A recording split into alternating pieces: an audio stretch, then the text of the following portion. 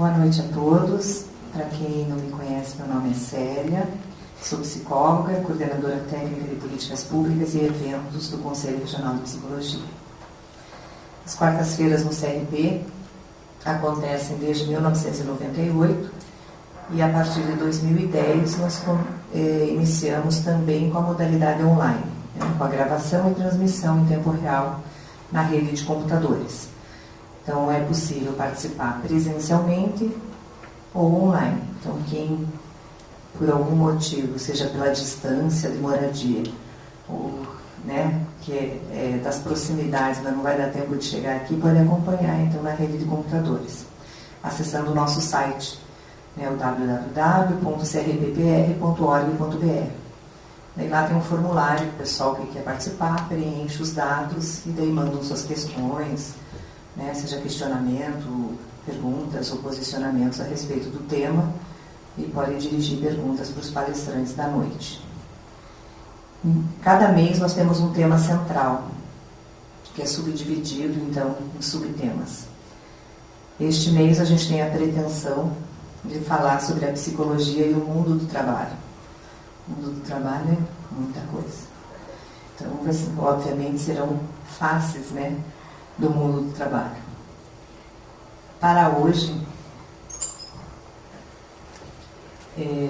nós vamos falar de uso de novas tecnologias na prática profissional.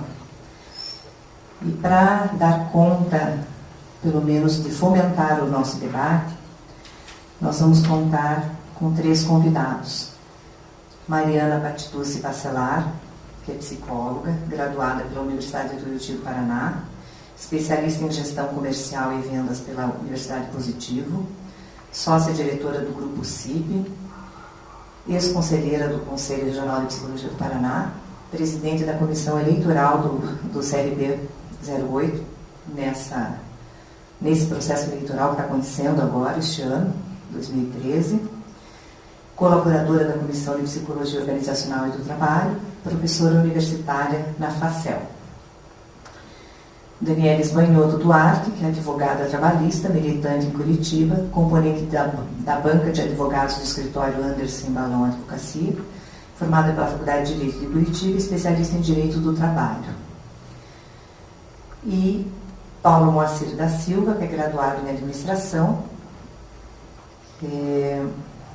diretor de Tecnologia da Associação Brasileira de Recursos Humanos do Paraná, é especialista em Controladoria e Finanças pela PUC do Paraná, Cultura da Inovação e sua Implementação Empresarial pelo Instituto Europeu de Estratégias Criativas e Inovação, formação em Programas de Remuneração Estratégica pela FIA da USP e RAI Group Brasil, atuação generalista como especialista em Recursos Humanos no Sistema FIEP, possui também vivência em Controladoria em Empresas de Serviços e gestão de projetos em implantação de tecnologias da informação na área de recursos humanos.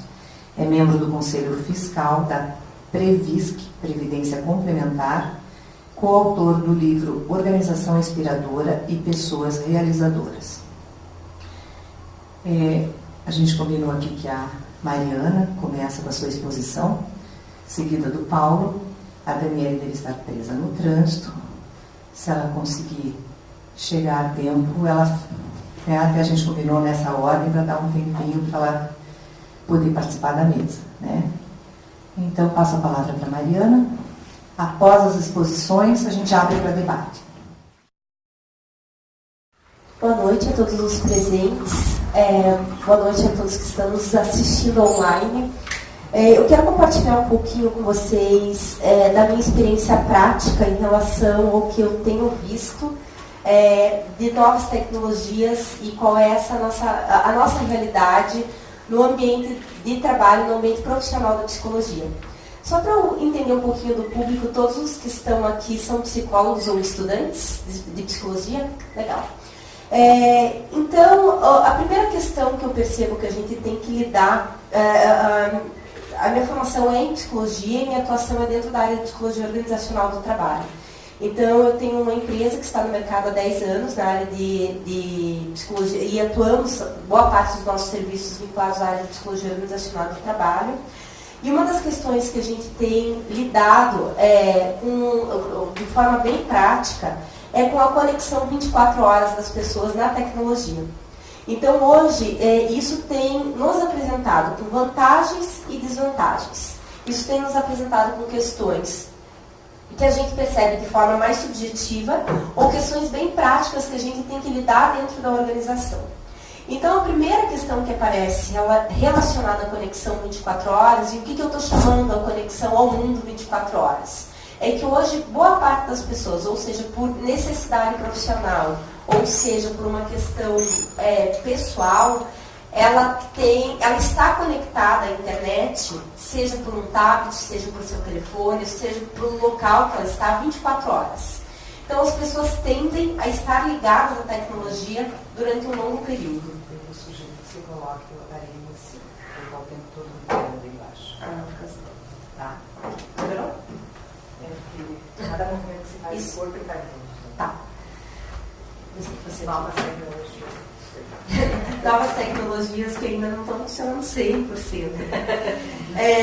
Então, a primeira questão que a gente tem que lidar e que a gente lida muito também com os alunos que vêm perguntar como que a gente vai dar conta disso. É o estresse relacionado a gente estar ligado 100% do período. Então, o que acontecia antes de existir essa conexão 24 horas? O cidadão que estava trabalhando, tinha seus problemas de trabalho, às 18, 19 horas desligava o seu computador, ia para casa e relaxava até às 8, 9 horas da manhã, quando ele chegava de novo no seu ambiente de trabalho. Hoje com o seu BlackBerry, com o seu iPhone, até com o seu computador de casa, com acesso online, numa plataforma online do seu ambiente de trabalho, ele lá às 11 horas da noite, no celular, que está lá com a esposa, com os filhos, ele vai ver que teve uma situação em que ele vai ter que resolver no dia seguinte. Em função disso, ele não tem uma boa noite de trabalho, ele ao invés de ir às 8 horas da manhã para a empresa, ele vai às 6h30, 7, porque ele já sabe que vai ser um dia que vai ter dificuldades para resolver. E esse período que serviria para o seu lazer ou para o seu prazer, ele é misturado com as situações relacionadas ao trabalho. Né? Então, um dos fatores que geram estresse em função da conexão é esse. Tem alguns fatores que também geram estresse no sentido oposto. Então, por exemplo, a gente tem um colaborador que está no ambiente de trabalho, que está focado em uma atividade e de repente percebeu que o seu namorado postou no Facebook e uma menina curtiu aquilo que ele postou no Facebook. E por algum motivo ela de repente está focada e começa a errar o que ela está fazendo. Porque essa conexão também permite que o oposto aconteça. Então, a pessoa está no ambiente de trabalho, mas ela está conectada com as questões da sua vida pessoal também 24 horas. Então, existe uma mistura dos seus papéis o tempo todo quando existe essa conexão. E essa mistura, ela é um fator gerador de estresse e que é algo que a psicologia organizacional do trabalho tem que dar conta no dia a dia ali do trabalho. Outra questão é a possibilidade de fazer várias coisas ao mesmo tempo.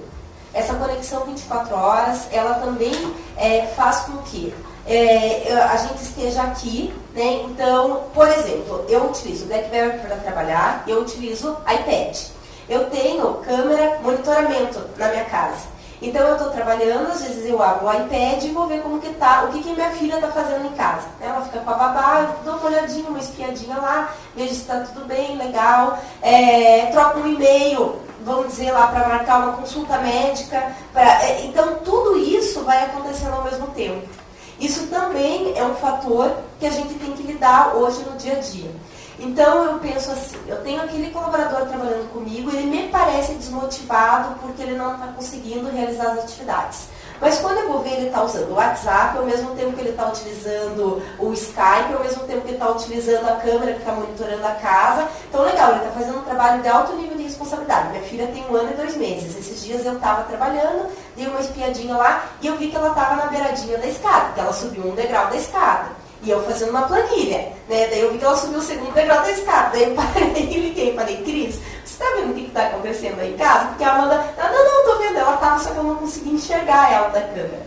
Mas o que eu quero dizer com isso? Que a gente não faz nada direito, a gente faz tudo ao mesmo tempo e acaba fazendo mais ou menos tudo. né? Então, essa é uma outra questão que a conexão tem vantagem? Tem. Né? É o que me permite trabalhar mais horas por dia, é o que me permite, às vezes, deixar a filha com uma babá, porque eu tenho a possibilidade de fazer esse acompanhamento. O BlackBerry permite que eu tenha uma possibilidade maior de fechamento de contrato, etc. Tem todas essas vantagens. A gente não faz isso só porque tem coisas ruins, mas isso traz alguns reflexos que a gente, enquanto psicólogo, precisa dar conta desses reflexos também no ambiente de trabalho. Outra questão que essa conexão 24 horas também acaba possibilitando é que a nossa rede de relacionamento ela fica ativa continuamente. Então, isso é um ponto positivo e é um ponto que também pode ser gerador de conflito.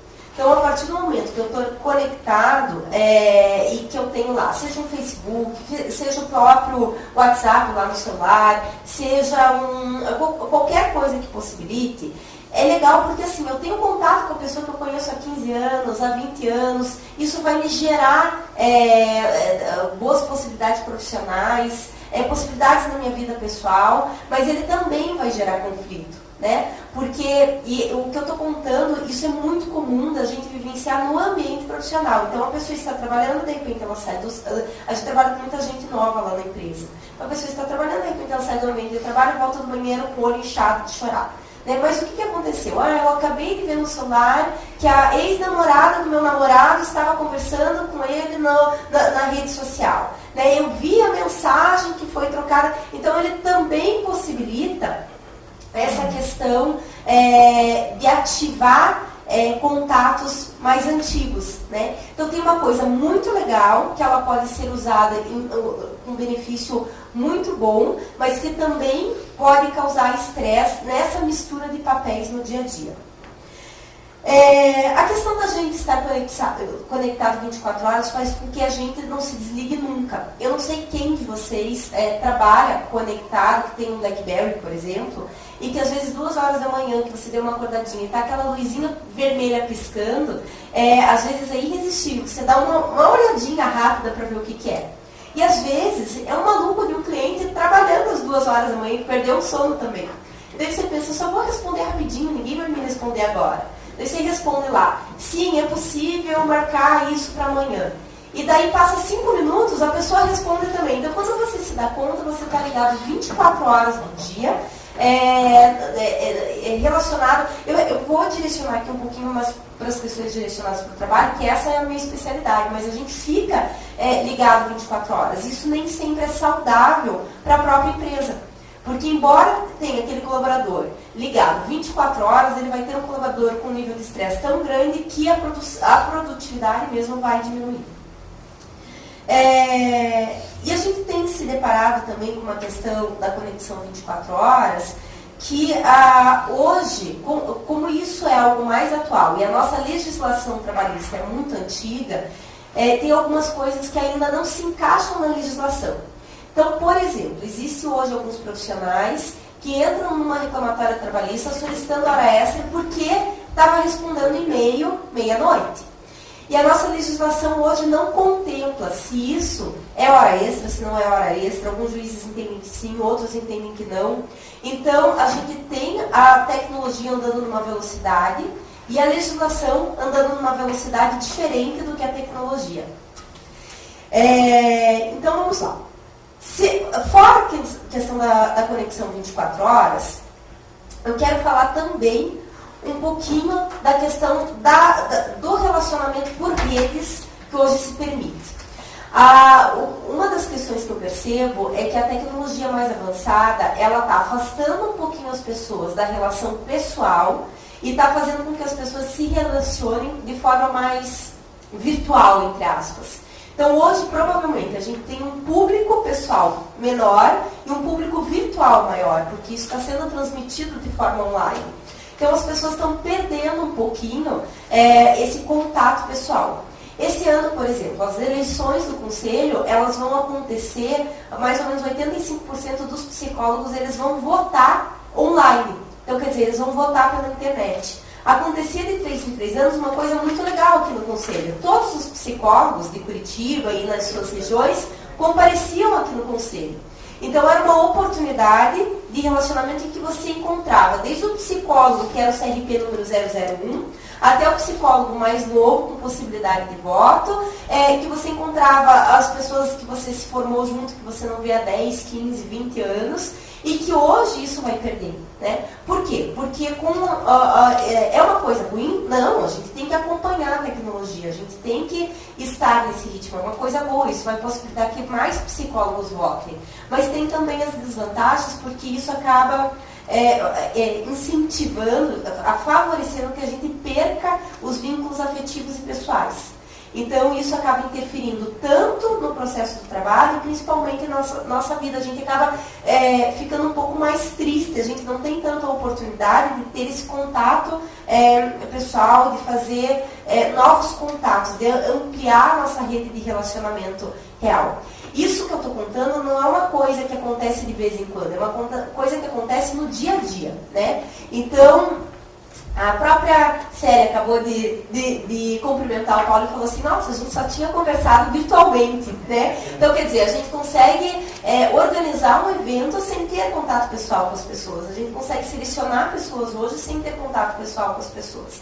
Isso tem alguns ganhos, principalmente no que se refere à otimização de tempo, mas tem uma perda bem grande no que se refere a relacionamentos, a vínculos. Né? Então, isso é algo que a psicologia tem que lidar, porque isso vai aparecer não só na realidade profissional, mas está aparecendo nos consultórios, enfim, e está aparecendo em todos os campos. E nós, enquanto psicólogos, estamos tendo que nos habituar a trabalhar com isso. Então, tem coisas que, por exemplo, eu me formei há 10 anos, que na época da faculdade eu aprendi que laudo psicológico eu tinha que assinar todas as laudas e entregar em mãos. Hoje, se eu conto isso para o meu cliente na área de recursos humanos, na consultoria, eu digo assim, você quer uma avaliação psicológica? Ok. Então, daqui 2 dias eu te entrego o laudo feito e assinado. Ele vai dizer, você está louca? Eu vou contratar alguém que me mande isso online, porque não existe mais isso. Então, a gente precisa fazer algumas atualizações, inclusive da nossa formação, que faça com que a gente acompanhe o ritmo da tecnologia. As nossas informações, principalmente em função das redes sociais, elas estão se tornando cada vez mais públicas. Então, eu tenho informação, e muitas vezes elas vêm de uma forma clara, e às vezes ela não vem de forma clara. Então, por exemplo, se eu quiser contar alguma coisa sobre qualquer pessoa e postar isso no Facebook, eu posso fazer isso via Mariana, ou eu posso criar um Facebook fake e posso postar alguma coisa e tornar essa informação pública. E as pessoas vão acessar e vão saber, seja essa informação real ou não. Claro que a gente envolve outras questões éticas aí no meio do caminho, mas a questão é que as pessoas têm cada vez mais a sua vida exposta publicamente. Hoje, se a gente digita o nosso nome no Google, a tendência é aparecer. Por qualquer motivo que seja, as pessoas têm como saber o que está acontecendo, quem eu sou, né, se eu faço parte disso, se eu faço parte daquilo. Eu tive uma questão recente que aconteceu, que um cliente me ligou e falou assim, Mariana, tem uma psicóloga de vocês que está nos atendendo, era um cliente de grande porte. Você já entrou no Facebook dela? Falei, não, nunca entrei. Então entre lá, ela está de biquíni com cigarro e com uma cerveja na mão. Então quer dizer, isso não vai fazer diferença nenhuma para a minha vida, não vai fazer diferença nenhuma para a vida desse cliente, mas a questão é que o cliente acessa o Face e ele vê e ele liga para a chefe dessa pessoa para contar que ele está visualizando isso. Então quer dizer, as informações estão públicas para as pessoas pensarem o que quiserem sobre elas. E isso acaba interferindo no dia a dia. De forma, às vezes, clara, às vezes de forma não clara, mas isso interfere no dia a dia de todas as pessoas. E se a gente não está no meio disso, a gente está a parte da sociedade. Então, quer dizer, a solução é eu não ter Facebook, eu não estar nas redes sociais? Não, a solução não é essa, senão você está ali fora. A solução é eu não ter telefone, eu não ter iPad, não ter BlackBerry, não, senão você está ali fora, né? Mas as nossas informações, elas acabam se tornando públicas. As redes sociais, elas têm também uma questão muito positiva, que é de gerar negócios. Hoje as empresas utilizam isso, e as pessoas utilizam isso como ferramenta de trabalho, de troca de trabalho real. E ele acontece. As pessoas às vezes nem sabem muito como fazer isso. A empresa diz, eu preciso ter um Facebook porque eu preciso ter. Mas ele pode acontecer também como um ponto positivo. E como que isso tem impactado dentro da organização? Né? Quais são as discussões que a gente tem tido dentro da organização? Então, até agora eu comentei de coisas que existem. Né? E o que a gente tem se deparado? Os nossos clientes têm nos perguntado assim, vocês costumam nos processos seletivos visualizar a rede social das pessoas para ver se elas estão aptas ou não, né? Para conhecer um pouquinho mais do perfil delas ou não? Isso é um ponto que a gente precisa discutir ainda. Né? Porque, embora as informações sejam públicas, quando a gente vai fazer qualquer discussão nesse sentido, não existe uma determinação se pode ou não isso ser realizado, porque isso é novo. Então, visualizar, a gente pode visualizar. A gente pode indicar que seja visualizado. Agora, o que você vai fazer com as informações que você visualizou é o que vai fazer a diferença. Né? Então, quer dizer, eu entrei no Facebook e vi que a pessoa está de biquíni, fumando e com cerveja. Eu deixar de contratá-lo em função disso é preconceito. Né? Então, quer dizer, eu faço uma análise de que eu não concordo que a pessoa fume ou tome cerveja e deixe de contratar em função disso. Mas não existe ainda uma linha que defina sobre isso, se pode ou não pode. Então, hoje as empresas têm utilizado, hoje as informações estão lá e efetivamente são públicas, mas elas ainda não existe uma linha do que se pode ou não fazer. Isso é um campo de discussão que a gente tem entrado aí em alguns momentos e algumas vezes de forma crítica. Nem todas as pessoas têm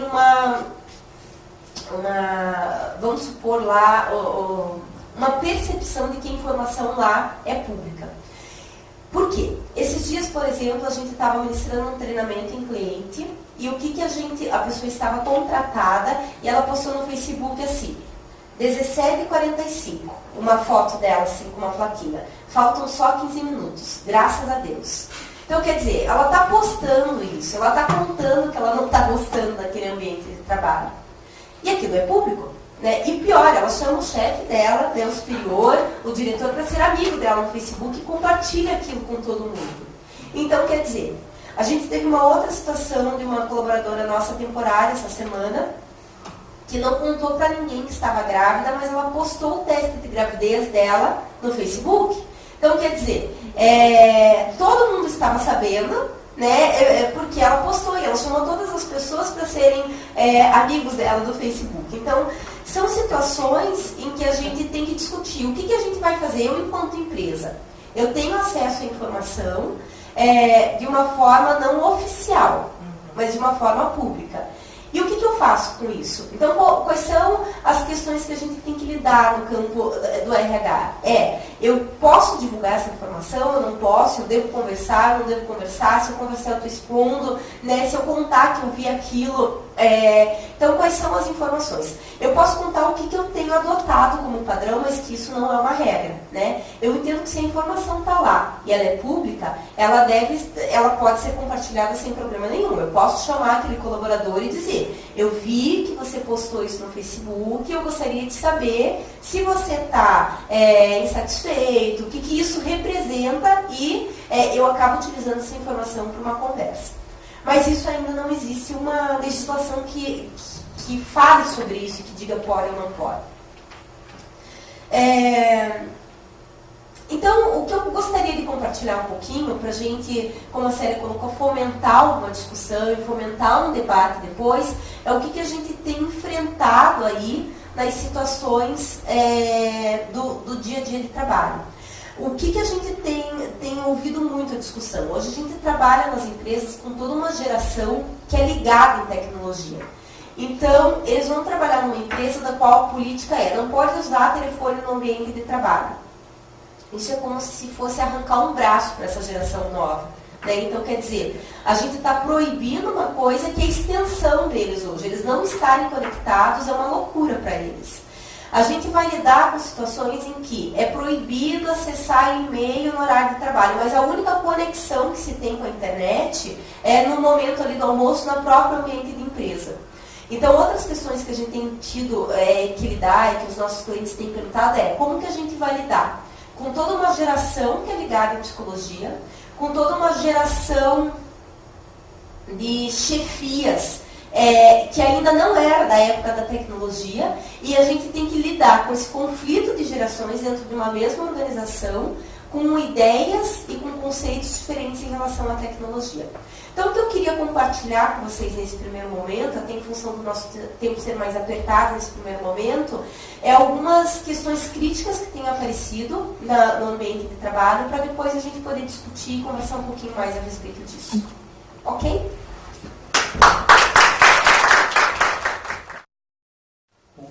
Boa noite a todos. Boa noite, Célia. Em nome da BRH Paraná, a gente agradece muito o convite. Depois dessa fala inicial da Mariana, acho que sobrou muito pouco para mim, né? Obviamente. Então, eu vou procurar ser bem breve e tentar fazer aqui um mix, né? uma linha do tempo pequena para nós chegarmos no estágio atual. Ela já tratou do tema com muita propriedade, então acho que eu vou, para não cansá-los, até para sobrar um pouco de tempo para nós interagirmos, então vou ser bem breve, ok? Bom, quando se fala em novas tecnologias, o que é isso, novas tecnologias? Palavra que às vezes assusta, nova tecnologia. Mas se a gente analisar de uma forma bem prática, como se diz a palavra nova, né? Na maioria das vezes do mundo da tecnologia, ela é uma evolução de uma outra tecnologia ou de um outro processo. Vamos pegar, por exemplo, o evento da Revolução Industrial, né? onde o avanço das máquinas na manufatura teve um impacto enorme na nossa sociedade, não só no mundo do trabalho, mas também na nossa sociedade. O impacto foi enorme. E aí, ao longo do tempo, o processo tecnológico foi evoluindo em todos os campos do conhecimento. Na medicina, na psicologia, né? na tecnologia da informação, na tecnologia da comunicação, fomos evoluindo. Até chegarmos no estágio do microcomputador. Aí começam algumas diferenças acentuadas de impacto. Chegamos no estágio do microcomputador, que eu acho que a grande sacada foi a entrada foi a socialização, a popularização do chip, que para mim foi a grande descoberta dos últimos anos, né? Esse carinha chamado chip, não vamos entrar aqui no aspecto técnico, mas ele fez toda a diferença. Com a entrada do microcomputador e com uma socialização ou uma popularização, nós começamos a perceber umas mudanças. Mudanças na rapidez com que as coisas vêm acontecendo no mundo. E em toda a dimensão da vida, não só do trabalho. A ponto de nós termos hoje, por exemplo, uma tecnologia aqui na cidade de Curitiba, de nos permitir entrar numa sala e fazer um check-up de 40 minutos e temos todos os resultados, tá, dos nossos exames, já com indicativos de eventuais outros exames, eventuais exames complementares, ou até de algumas tendências possíveis de algumas doenças que a gente possa ver. Se nós já temos em Curitiba. Em 40 minutos, você tem o sangue coletado, tá? Já de imediato o computador processa, ele te dá o resultado e já diz, opa, você tem que fazer um eletrocardio. Você faz aquele eletro, já é disparado naquele momento disparado para um médico que a gente não sabe onde ele está, se ele está na China ou está aqui em Curitiba. Ele faz a leitura daquele exame e retorna. Se ele não estiver satisfeito, ou ele percebeu alguma coisa um pouco diferente que necessita de um exame complementar. Ele já estuda em 40 minutos. Fala, mas isso é uma fortuna. Não é tão fortuna assim. Claro que à medida que vai aumentando a utilização, vai expandindo, vai tendo mais amplitude, tende aos custos serem mais acessíveis. Mas só para vocês terem uma ideia, né, que a gente fala muito só em redes sociais hoje, em mídias sociais, mas dentro da área da medicina. Né? Isso impacta muito grande, impacta na forma até dos profissionais da medicina trabalhar, tanto o próprio médico. Então, os médicos também terão que se reinventar, sob pena de não chegar nem na linha do trem para ser atropelado pelo trem, não morrer antes, dada a rapidez com que a coisa acontece. E dei um exemplo, poderia dar tantos outros exemplos, né? Então é um processo evolutivo. E o grande marco, eu diria, que foi a entrada dos buscadores na rede web, principalmente o Google, Dr. Google.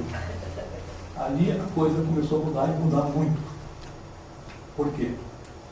Porque ela deu, ali houve um alicerce para a criação dos blogs, para, né, um processo de iniciativa para chegar no estágio atual das mídias sociais.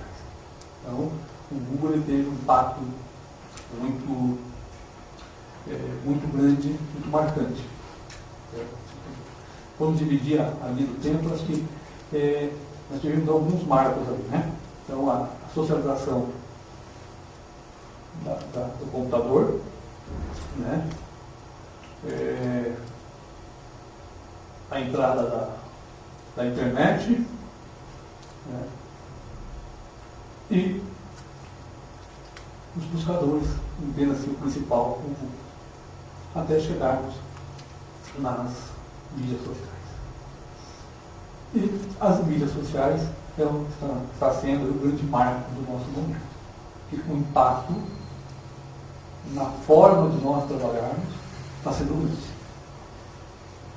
Não dá mais para nós insistirmos no mesmo modelo que nós até então víamos até pouco tempo, não mais do que uma década.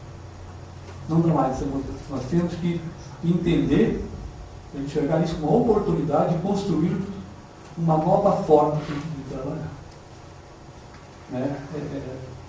Minha colega citou a questão de proibir ou não proibir, né? Às vezes, não tem como proibir. Isso não existe. Isso não existe. Nós temos sim que saber harmonizar isso. Nós temos sim que ter clareza o que nós queremos do nosso colaborador. Qual o resultado que nós queremos? Qual a entrega? É mais interessante o nosso colaborador ficar 8 horas, né, de trabalho, de cumprir um contrato, ou é mais interessante ele trabalhar 5 horas com uma entrega diferenciada? Né? Quando digo entrega, tem a ver, né, com a qualidade efetiva do resultado. Tá? Eu posso, de repente, trabalhar 12 horas, estressar a minha equipe, conseguir também o resultado. Estressar a minha equipe, produzir um monte de horas extras, produzir um monte de custos acessórios, né? Comprometer a qualidade de vida dos meus colegas, e de repente o meu par faz tudo isso que eu faço em 6 anos. Qual é o melhor resultado? Para a organização e para as pessoas? Resolver o problema. Então, eu acho que nós temos que começar a enxergar como oportunidade, tá? E repensar o nosso modelo urgente de trabalhar. Tá? Eu sei que é um desafio muito grande, minha colega já colocou aqui, não é tão fácil. Requer uma responsabilidade muito grande de nós colaboradores, de nós profissionais, porque às vezes você está desenvolvendo uma atividade que requer uma concentração grande e você não se aguenta. Está olhando no Facebook, está olhando no Twitter, entendeu? Você não sabe, nós não conseguimos se conter. E nós não temos tanta capacidade de trabalhar com tantas variáveis ao mesmo tempo. Correto? Nós não temos. É ilusório. É ilusório. Nós não temos capacidade de desconectar rapidamente de algo e reconectar. Quando nós fazemos isso, nosso cérebro demora um tempão para se recompor. Então, isso é um desafio. Não, agora eu vou ter que me organizar, porque eu vou entrar, eu vou acessar em algum momento o Facebook, o Twitter, mas eu vou ter que me organizar. Agora, nós temos que repensar a forma, porque senão vai acontecer como aconteceu com a indústria da música e como vai acontecer com a televisão se ela insistir no modelo passado. O que aconteceu com a indústria da música? Ela recebeu sinais que ela precisava mudar. Quando começaram os primeiros compartilhadores de música, o que a indústria fez? Em vez de enxergar, de se reorganizar, de se reinventar, de ter uma visão um pouco mais abrangente, ela resolveu brigar na justiça. Foi o pior erro que eles cometeram. O pior erro que eles cometeram. Sem volta. Você não tem mais volta. Tá aí os compartilhadores. Os artistas, os direitos autorais, tem que ser repensado. Não estou dizendo que a gente deva valorizar, né, o infringimento das leis. Não se trata disso. Não, quando a Apple sinalizou que começou a compartilhar as músicas de uma forma inteligente, possibilitar que as pessoas comprassem, baixassem uma música, né, pagando para fazer o download, um valor barato, porque não tem despesa de logística, você não tem despesa de produção de mídia, a indústria da música relutou e pagou o preço. E a televisão, se continuar nesse modelo, ela vai naufragar. Não vai chegar na linha do trem para ser atropelada, vai morrer antes. Eu estava aqui comentando quando eu cheguei comentando com o nosso colega ali da tecnologia, que está nos suportando hoje aqui. Então, tem um evento americano, que é aquele futebol americano lá, né? Super Bowl. Nossa, aquela decisão envolve milhões de dinheiro. E os patrocinadores investem em mídia. É louco aquilo. Né? É por segundo que eles cobram. Nos intervalos, é um negócio assim fantástico. O que os grandes investidores começaram a fazer? Canalizar recursos para o investimento em transmissões web. Muito mais barato. Né?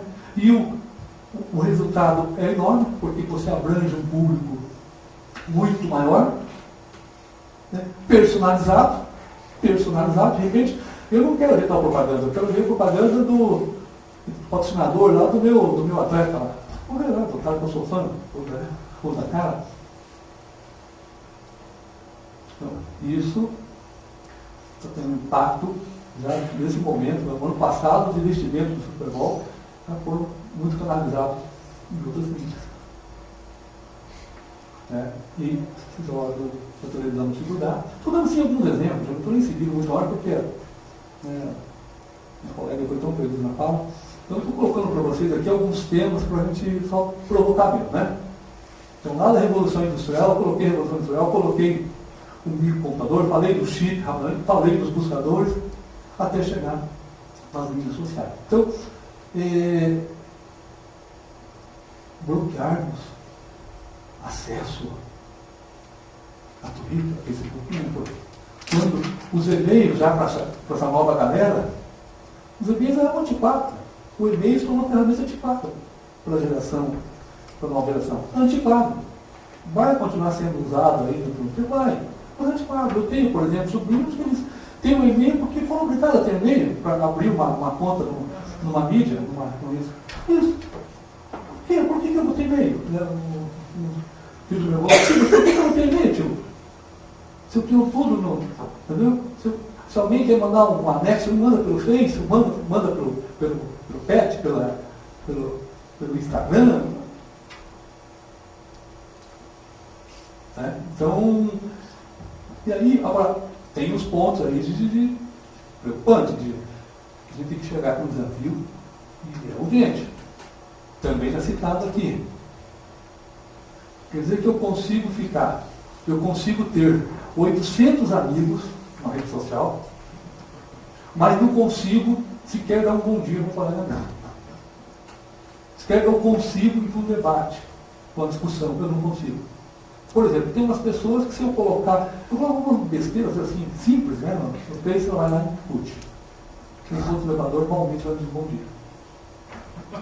Minha amiga, alguma coisa está errada. Então, nós não podemos culpar a tecnologia, mas nós, né, o nosso processo de evolução social não está bem. Nosso processo não está bem. Como é que eu consigo ficar 10 horas na frente de um computador, de uma rede social, e não consigo me dedicar meia hora para uma reunião familiar? Mas não podemos condenar a tecnologia. Isso é um problema, vocês são psicólogos, sabem muito mais do que eu.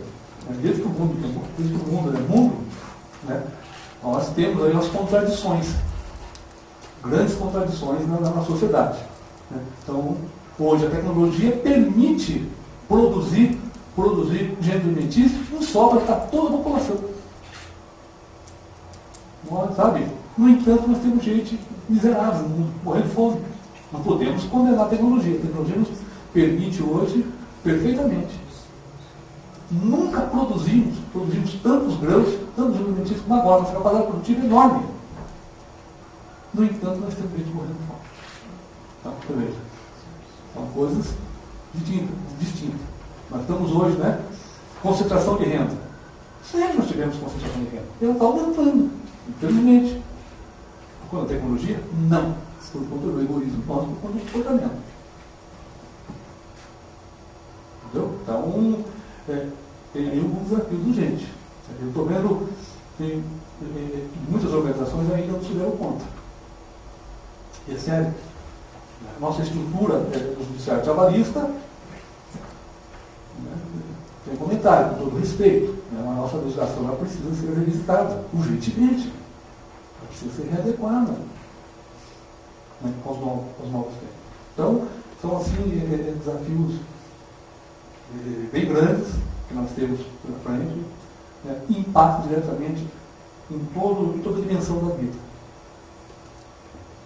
Se eu deixo um filho, um adolescente, ficar 10 horas no computador, é uma coisa séria. Um sol maravilhoso, eu não posso condenar aquela coisa.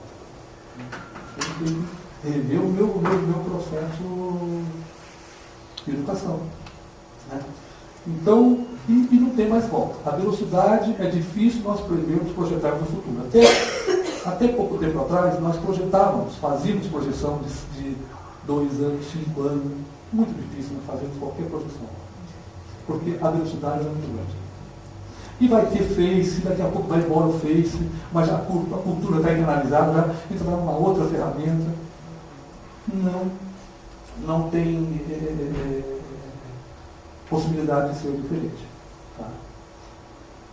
Então, é interessante, né? Eu falo que me vem à mente agora, há 12 anos atrás, 15 anos atrás, quando eu tinha uns PhDs, uns visionários, que falavam o seguinte: olha, quando a tecnologia da informação for socializada, nós teremos muito mais qualidade de vida.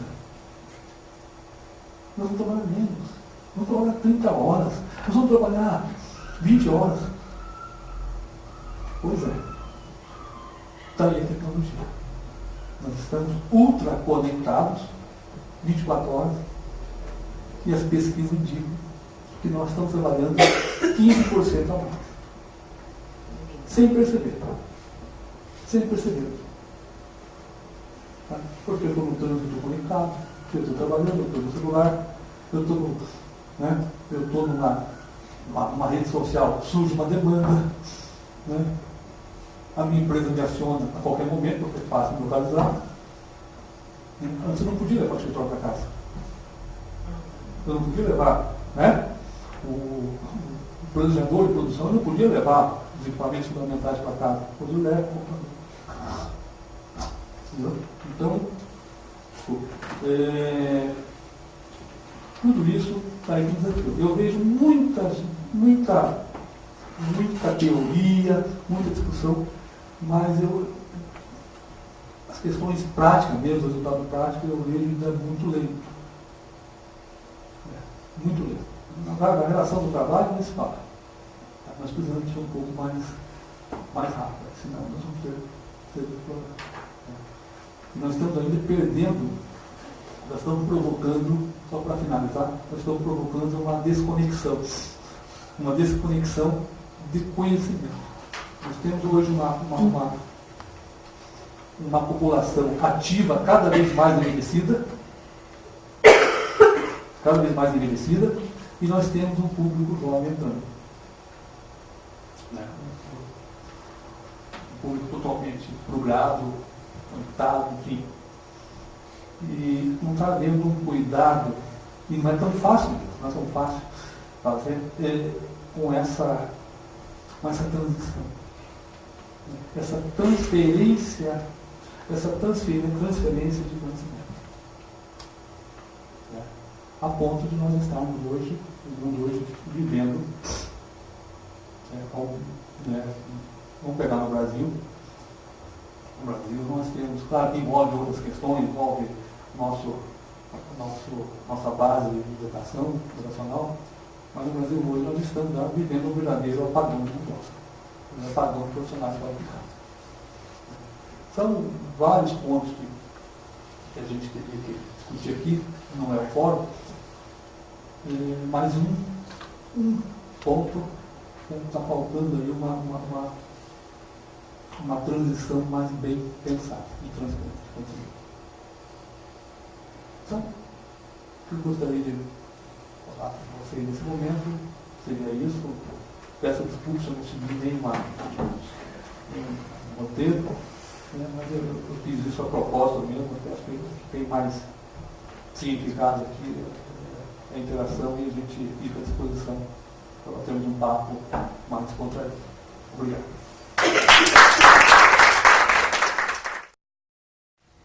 Bom, abrimos agora então para questões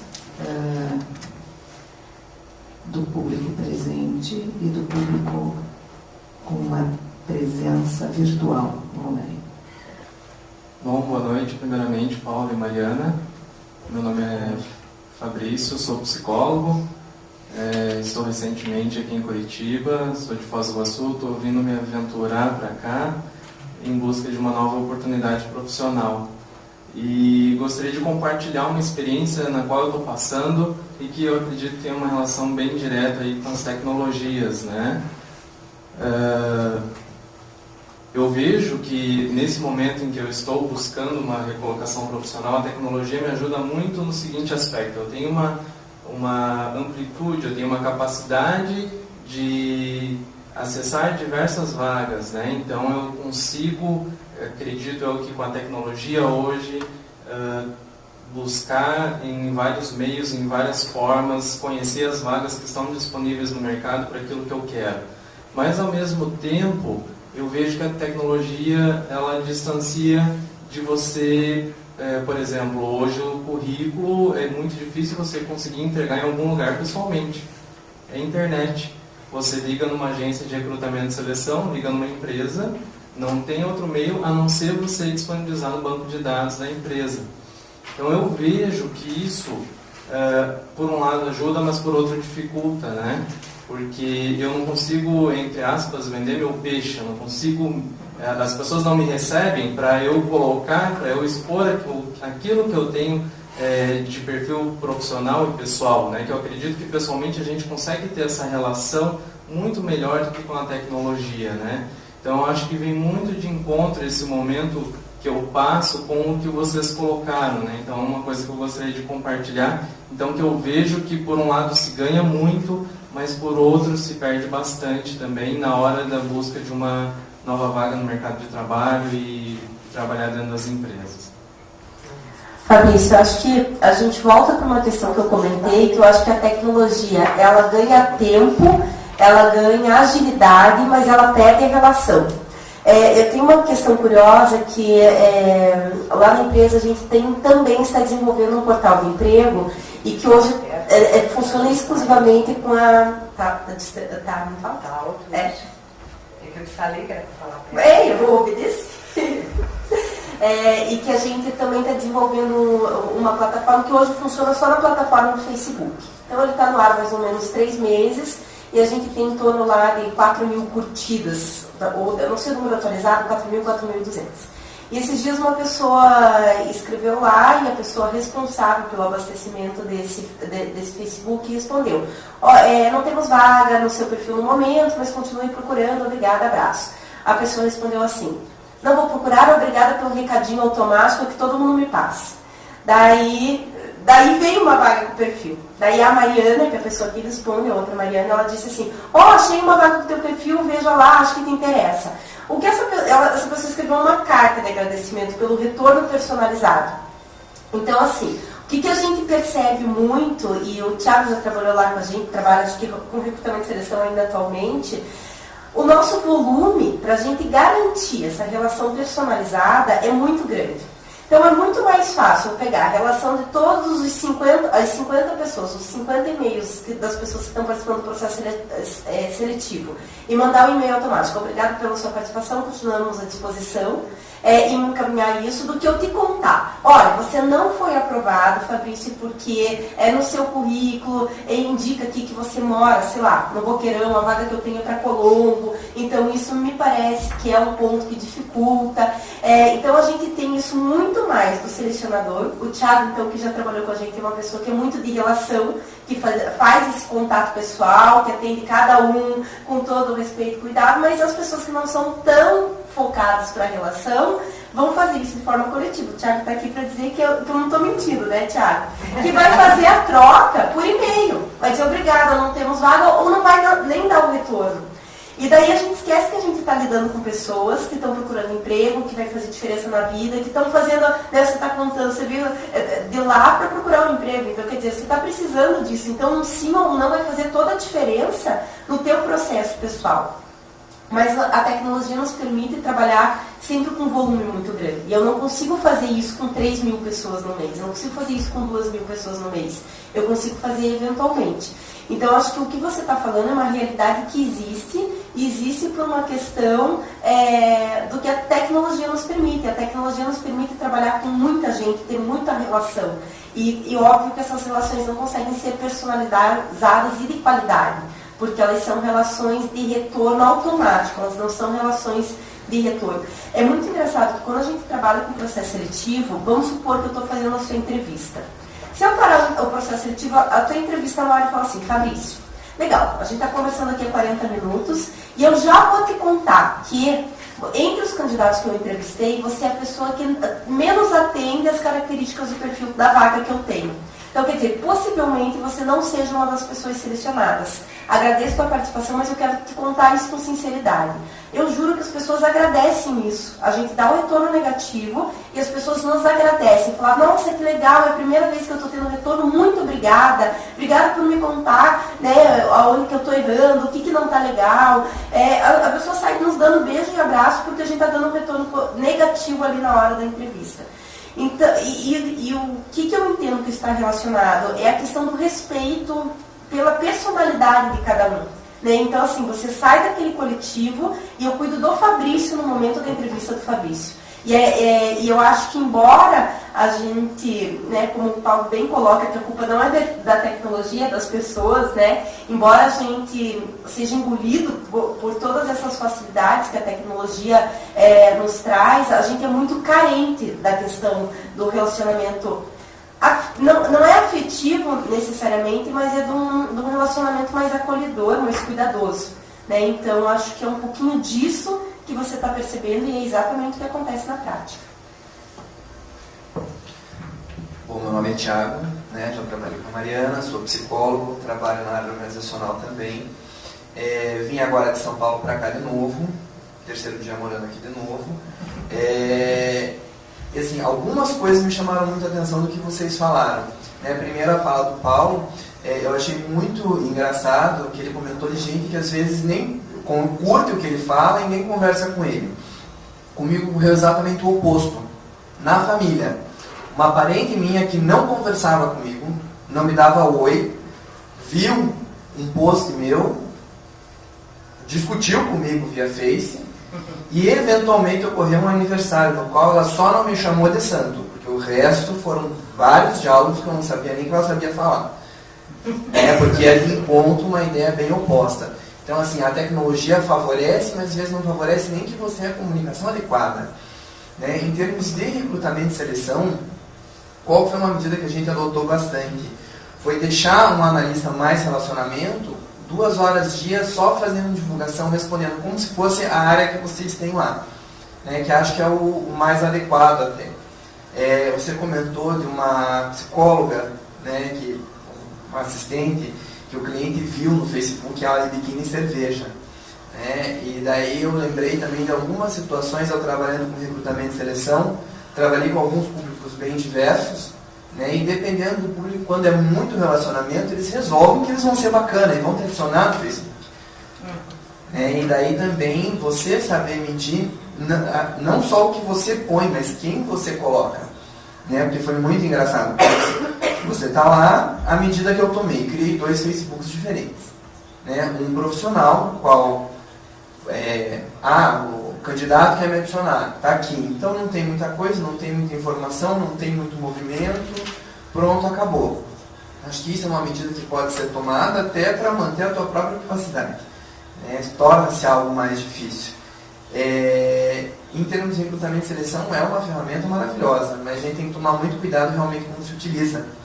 Você comentou disso, eu me lembrei também de uma situação que nós fizemos uma vaga de gerente de negócios, uma empresa de grande porte a nível Brasil, e o rapaz comentou que a esposa estava doente, mas não comentou que ela tinha um câncer de mama, grau 4, ou seja, chance de sobrevivência baixa.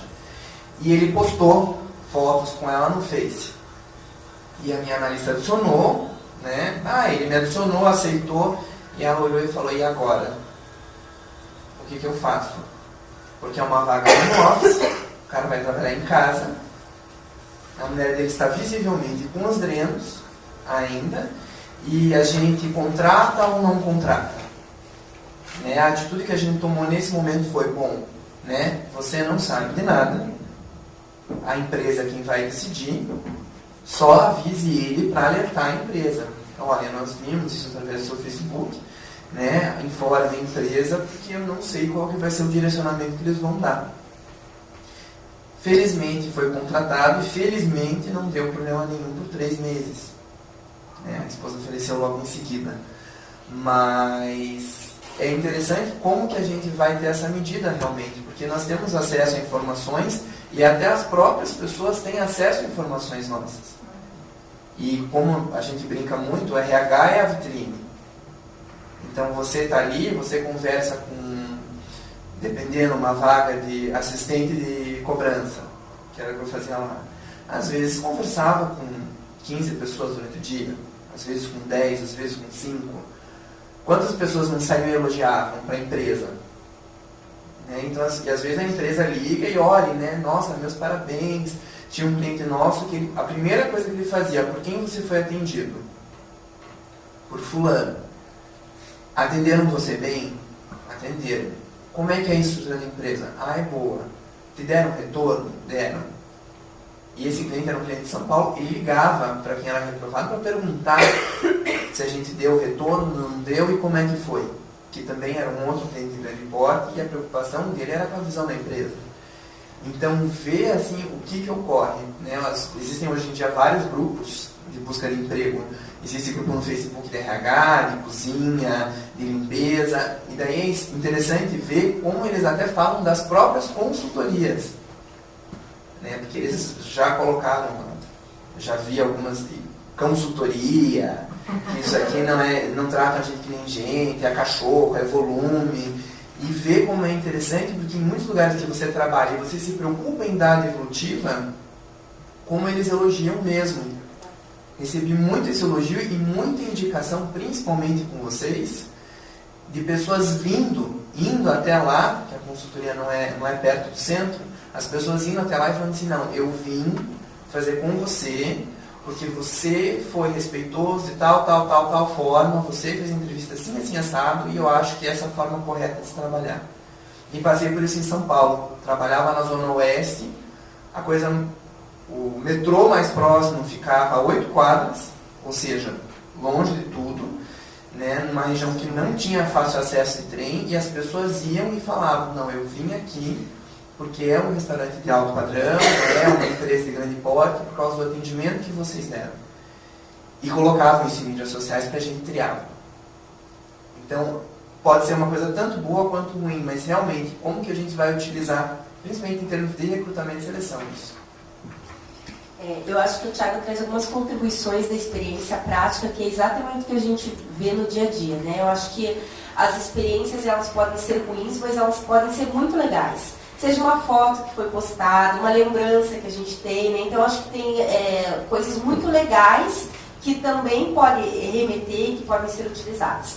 Quando você comenta, né, e fala um pouquinho da tua experiência, isso do atendimento, do relacionamento, eu vejo muito que as empresas e algumas consultorias, enfim, de forma geral, e o Paulo, que tem contato com muitas empresas também, pode me dizer se também tem essa percepção, mas tem um conceito assim, é o candidato que precisa da empresa, não é a empresa que precisa do candidato. Então, vamos tratar eles esperem durante 1 hora, 2 horas, 3 horas, quanto tempo precisar, porque eles estão precisando de emprego.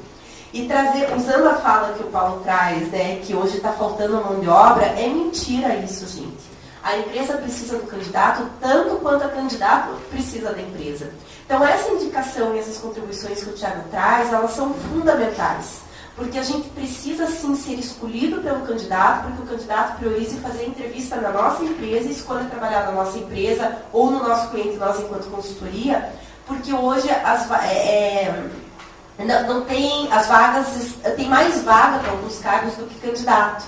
Então é uma pena que algumas empresas continuem com essa política de não dar o retorno para o candidato, enfim, de não deixar a porta aberta, porque muitas empresas precisam mais do candidato do que o candidato das empresas. Então acho que isso que eu gostaria de complementar da tua fala, que é bem importante, é uma visão que as empresas é importante que comecem a ter, porque a mão de obra em alguns cargos estão bastante escassas. Não é uma pergunta, é um comentário da Maria de Lourdes Amorim Ferreira, que é professora de Naviraí, Mato Grosso do Sul, parabenizando pelo programa e que o tema é realmente muito abrangente. Eu leio esses comentários até para a gente ter uma noção se o pessoal está acompanhando e de onde, né? E gostaríamos de receber questões aí também do pessoal que está acompanhando online.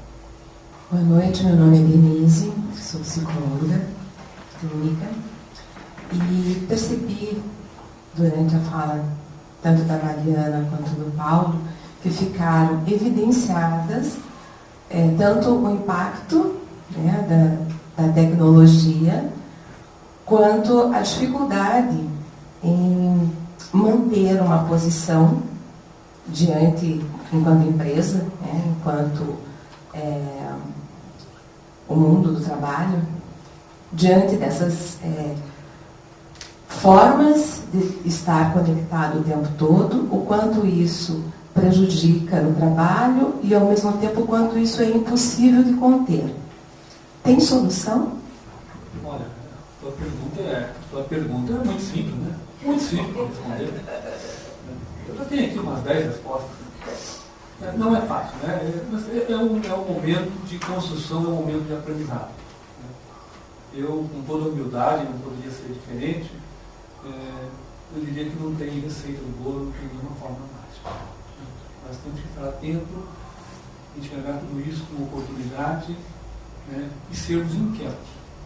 Inquietos no sentido de construirmos, né, um novo jeito de operar, um novo jeito de conviver com tudo isso. Né? Então não é nada simples, mas nós precisamos começar já. Né? Como eu coloquei já em outros momentos, a velocidade ela é assustadora. O que mais nos deixa ansiosos e uma expectativa muito grande é essa velocidade. aquilo que hoje faz sentido em nossa vida, né? Não digo nossa vida, tanto profissional quanto na vida pessoal, amanhã não faz mais sentido. Nunca o conhecimento ele teve uma duração tão curta como nos nossos tempos. A competência que eu tenho hoje, que agrega algum valor para a minha organização, que agrega algum valor até para o meu convívio, para o meu círculo de amizade, ou para a minha família, eu não sei se amanhã ela vai melhorar. Nas organizações eu não tenho dúvida. É uma velocidade enorme. A cada dia nós temos que nos reinventar. Entendeu? Então, assim, nós temos que estar atentos. Não podemos ficar à margem. Não podemos ficar à margem. Então, eu diria que é uma nova, quase que uma nova construção de relacionamento, de maneira de trabalhar, de como nós educarmos os nossos filhos.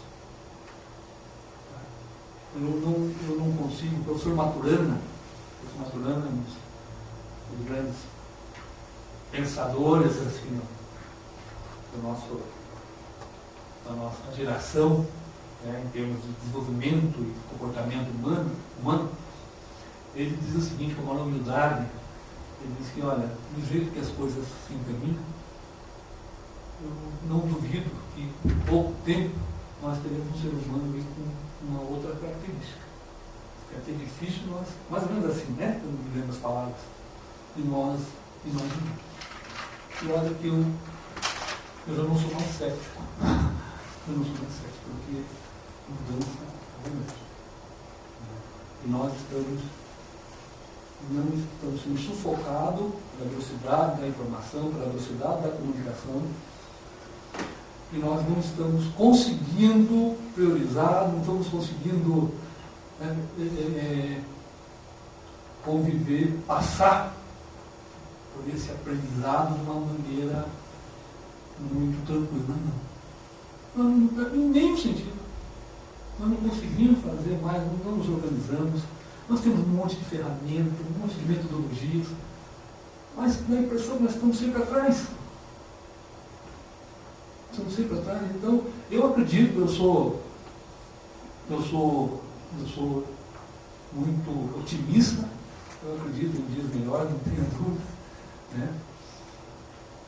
Mas é um desafio. Eu vejo como desafio. A gente fica um pouco ansioso, eu vejo como desafio. Vejo com muita, né, ao mesmo tempo, muita oportunidade. Essa nova geração aí que vem surgindo no mercado, e aí sofre um pouquinho com as contradições, né, com as cobranças, com as pressões, mas vejo também bastante oportunidade. Ok? Denise, eu acho que essa é uma boa pergunta e eu acho que para a felicidade da psicologia não tem solução. E por que eu faço essa brincadeira, né? Eu acho que na hora que a gente encontrar algumas alternativas para solucionar, como o Paulo bem coloca e reforça, já tem coisas novas para a gente lidar, né? Então, eu acho que a gente não consegue desenhar um roteirinho do que fazer, porque a gente vai ter que lidar com o novo Facebook, com o novo Twitter e com as novas tecnologias em breve. Meu marido criou um Facebook para minha filha toda alegre, falou que tem 1 ano, falou assim, assim ela vai adorar, quando ela tiver 15 anos ela vai ter na linha do tempo dela desde 1 ano. Eu falei, não vai mais existir Facebook daqui 15 anos, tem qualquer outra coisa, mas provavelmente não seja o Facebook, porque vai andar, né? E é isso que a gente tem que lidar, e imagino que é isso que venha não apenas no consultório, mas que venha de demanda no consultório também. Eu me lembrei de uma situação. Eu estava numa festa de criança, eu e mais umas 6 amigas em casais. E os 7 meninos, os 7 maridos estavam no telefone, cada um no seu iPhone ali, todos olhando para baixo. E a gente chegou lá brincando e falou, nossa, quanto tempo vocês não se olham nos olhos? Aí meu marido olhou para mim, para que a gente é feliz assim? Só vocês estão incomodados. Né? Porque eles estavam conversando da mesma forma, eles estavam interagindo da mesma forma. E a gente brincando e conversando um pouco sobre isso, e é verdade, verdade, né? A gente vai ter que se adaptar a isso. Então, será que olhar nos olhos é o que... E claro, eu brinquei com eles porque era um bando de homem grande e que não precisava, talvez, se olhar nos olhos naquele momento, mas a gente vai ter que aprender a se relacionar de novas formas. E se relacionar de novas formas inclui algumas facilidades também. Eu tenho uma afilhada que tem 12 anos, que esses dias estava no Skype com um menino e fez o quê? Ela escreveu bem rápido assim: eu gosto de você. Puf, desligou o Skype. É muito fácil se relacionar desse jeito, contar para o menino que gosta dele, porque ela não precisa dar conta do que vai acontecer depois, né?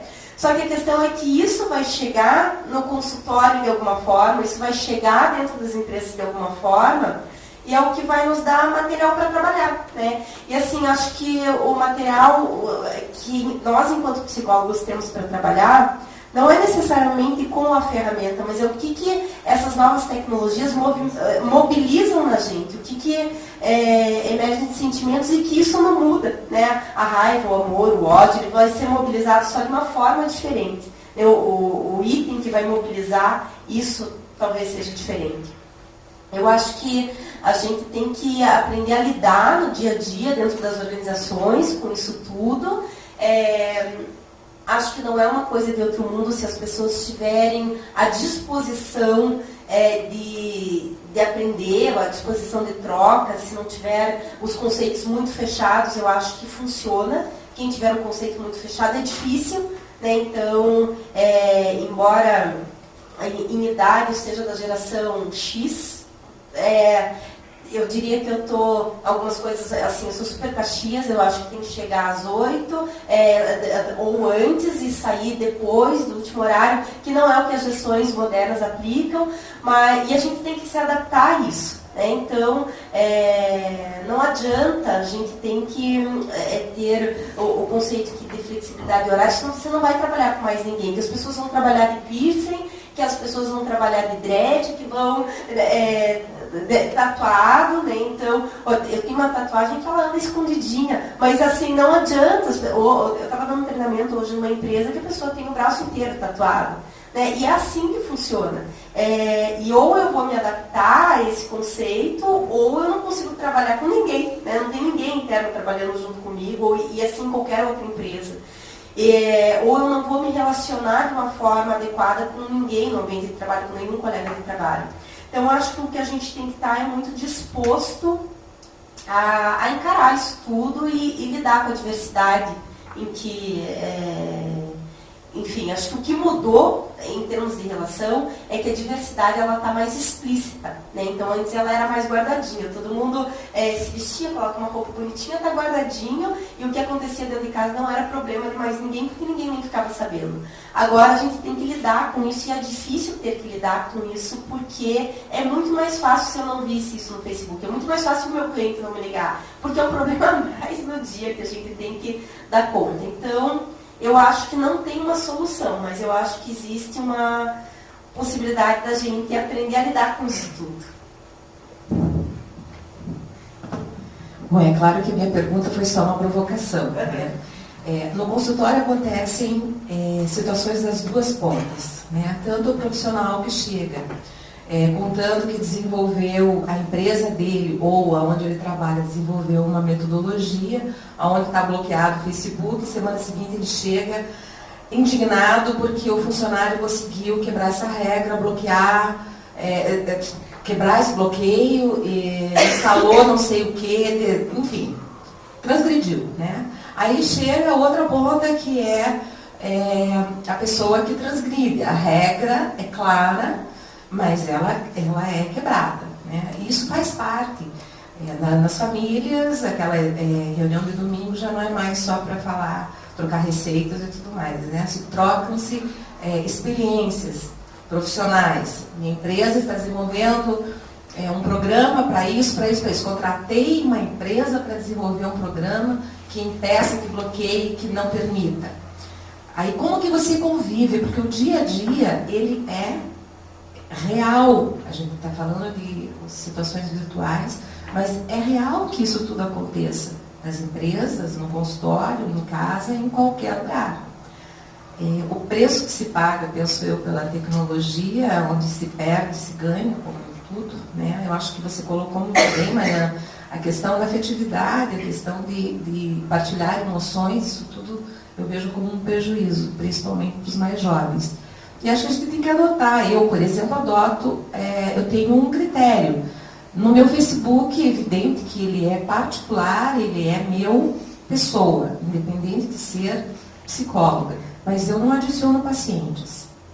Inclusive, incluindo os que têm alta. Porque eu acho que uma coisa é uma coisa, outra coisa é outra coisa. A história de que você é psicólogo, você tem que estar bem resolvido, você não tem problema, você não pode falar de nada que seja negativo. Ali você partilha, compartilha e curte aquilo que você acredita, pensa, gosta, admira, acha legal, se diverte, tem de tudo, né? Então é uma política minha, dentro do meu trabalho, é um critério que eu adoto. Acho que cada um dentro, né, da sua empresa, do seu trabalho, resume da forma que consegue, até porque as regras estão aí todas para serem quebradas pelo jeito. Então foi uma provocação e uma sensibilização que eu acho que a gente tem que ter para flexibilizar.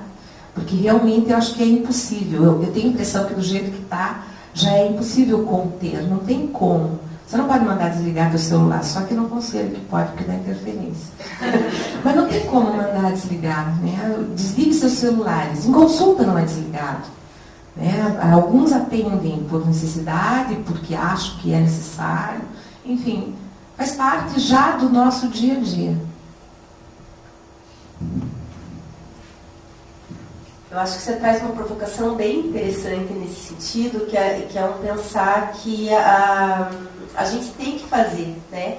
Então, não é a solução que a gente quer, mas é talvez algumas respostas. O que eu tenho respondido para amigos, para clientes que têm perguntado, eu devo ter um Facebook ou não, o que eu tenho dito é assim, publique aquilo e coloque, torne público aquilo que você está disposto a lidar, né? Então, assim, se você está disposto a lidar, seja um psicólogo clínico, que tem um paciente questionando sobre sua vida pessoal, a religião que você tem, aquilo que você acredita, você poste. Se você não está disposto a lidar com isso, você não poste, né?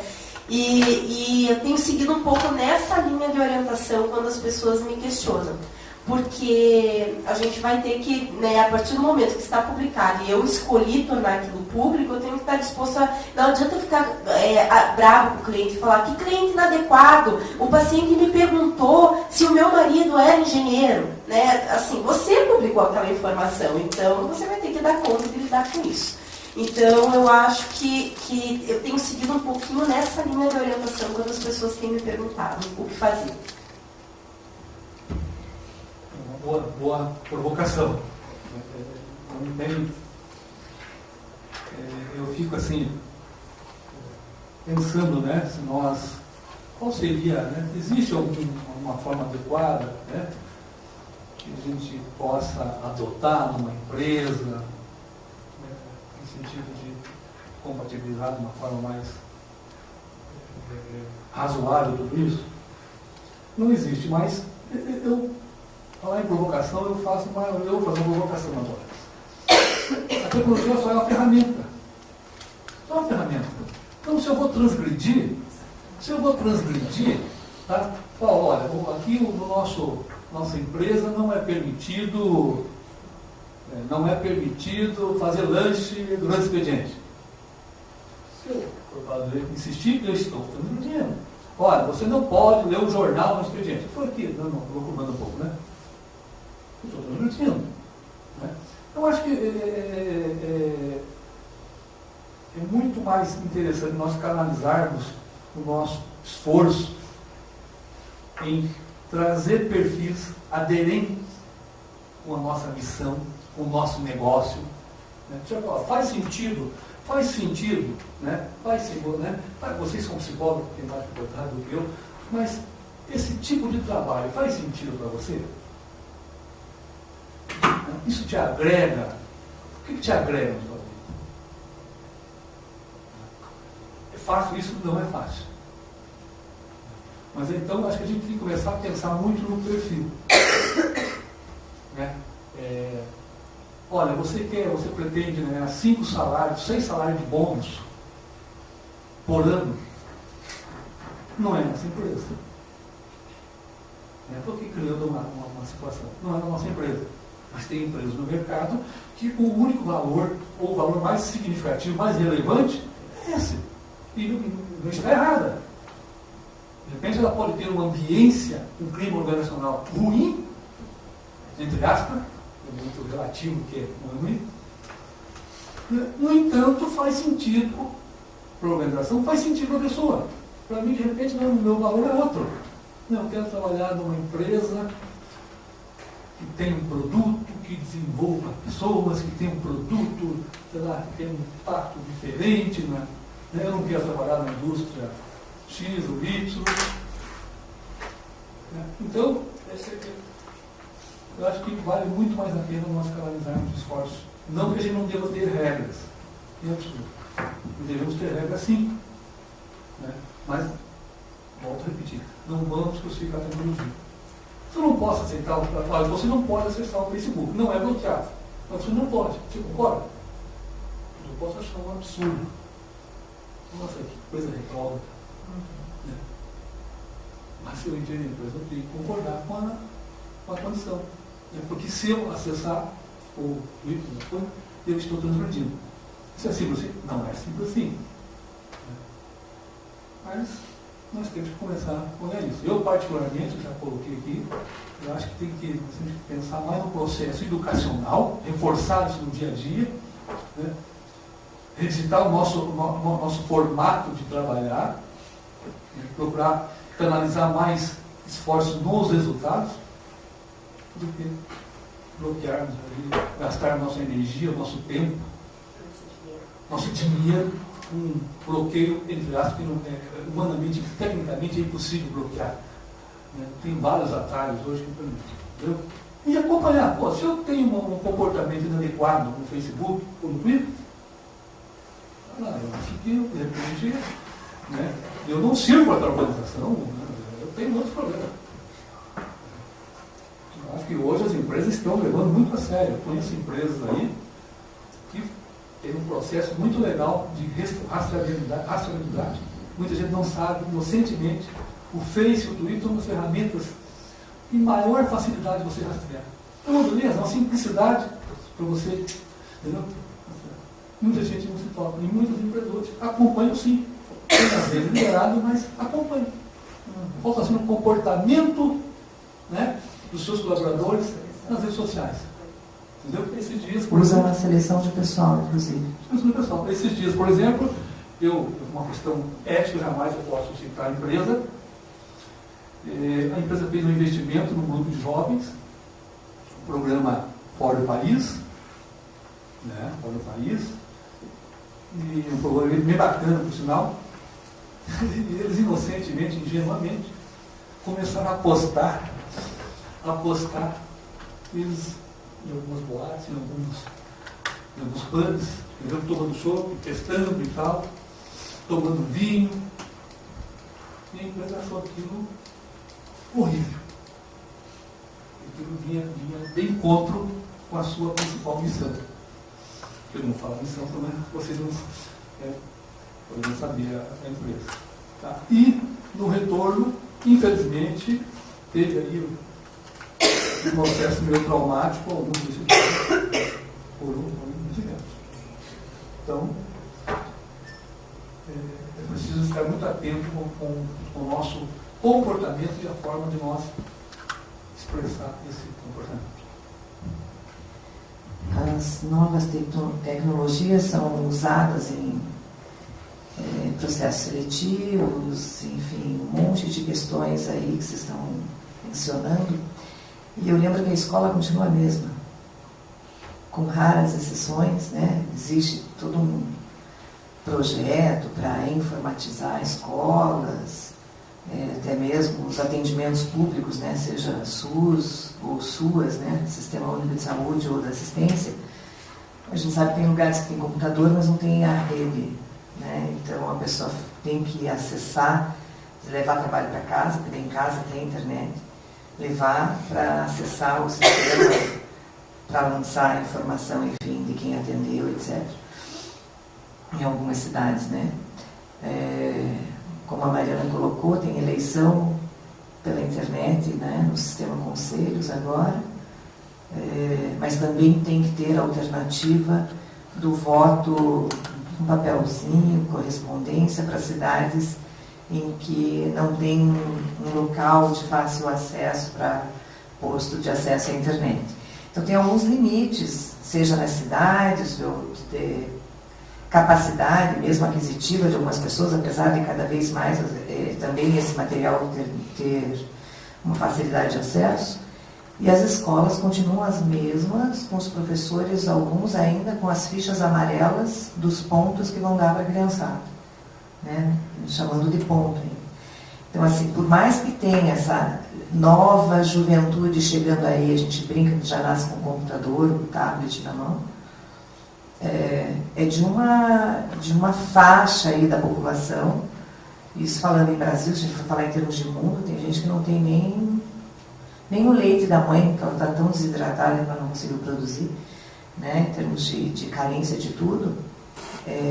Então, ao mesmo tempo que as mídias possibilitam uma rede mundial de contatos, né, você pode estar aqui fazendo um exame e o médico está na China avaliando e dando retorno, também exclui muita gente, né? Então, eu queria, assim, que vocês falassem um pouco desse paradoxo que é algo que é para aproximar, que é para melhorar a qualidade de vida, se trabalhar menos, ter mais tempo de lazer, né? E que, na verdade, a gente trabalha mais, se estressa mais, aí no meio da noite vê lá o negocinho piscando e não aguenta a tentação e vai olhar. E a formação mesmo dessa moçada, que a maioria não tem acesso, e as escolas, na sua grande maioria, com raras exceções, não tem acesso a mídia nenhuma, né? E, enfim, essa moçada vai para o mercado de trabalho. Então, como é que a gente também pode capacitar as pessoas? Como é que a gente pode aproximar as pessoas na real, não só no virtual? Né? Então, fica aí mais essa questão. Mas eu estive em Brasília mais ou menos 2 meses atrás, eu presido a comissão eleitoral desse ano, como a Célia comentou no início, com as pessoas dos outros estados também, com todos os presidentes do Brasil, de todos os CERs. E é incrível porque tem estados no Brasil que não tem, mesmo nas suas capitais, que não tem cobertura da internet. E daí tem uma questão interessante, que a gente pensa assim, como que alguém consegue trabalhar sem Google? Porque qualquer dúvida que eu tenho, eu vou colocar no Google e pelo menos eu vou ter uma noção do que está acontecendo, enfim. E as pessoas não têm essa realidade, então elas não precisam passar por essa adaptação do trabalhar sem, porque elas não tiveram nunca noção de como é com, né? Então, eu acho que é uma angústia nossa de como essas pessoas lidam com isso, e os próprios professores. Eu tenho uma aluna que é professora do Estado, que estava comentando comigo que a realidade dela é essa mesmo, e ela falou, isso tudo que você está me falando não encaixa com a minha realidade, né? A gente estava numa discussão. Então, quer dizer, não tem a referência de como é trabalhar com essa realidade. Então, eu acho que para essas pessoas não chega a fazer falta, porque é uma coisa da qual ela não conhece. Mas que, com certeza, poderia contribuir muito, né? Então, mas eu acho que existe muita questão, que se a gente for entrar nessa discussão de políticas públicas mesmo, para que a gente pudesse fazer essa ampliação para o Brasil, né? Mas tem uma outra coisa que você me fez pensar, que a tecnologia é ótima, mas a gente é 100% dependente dela. Acabou a luz, as pessoas não têm o que fazer. Por quê? Acabou a luz, acabou o telefone, que é ligado, né? Acabou a internet, acabou os computadores, e as pessoas não têm o que fazer dentro da empresa, elas são liberadas para ir embora porque não têm o que fazer. Então, eu acho que o que mais talvez me preocupe seja o inverso. É como que as pessoas que lidam com a tecnologia se organizam para lidar sem ela. Porque na hora que acaba a luz, as pessoas não têm o que fazer.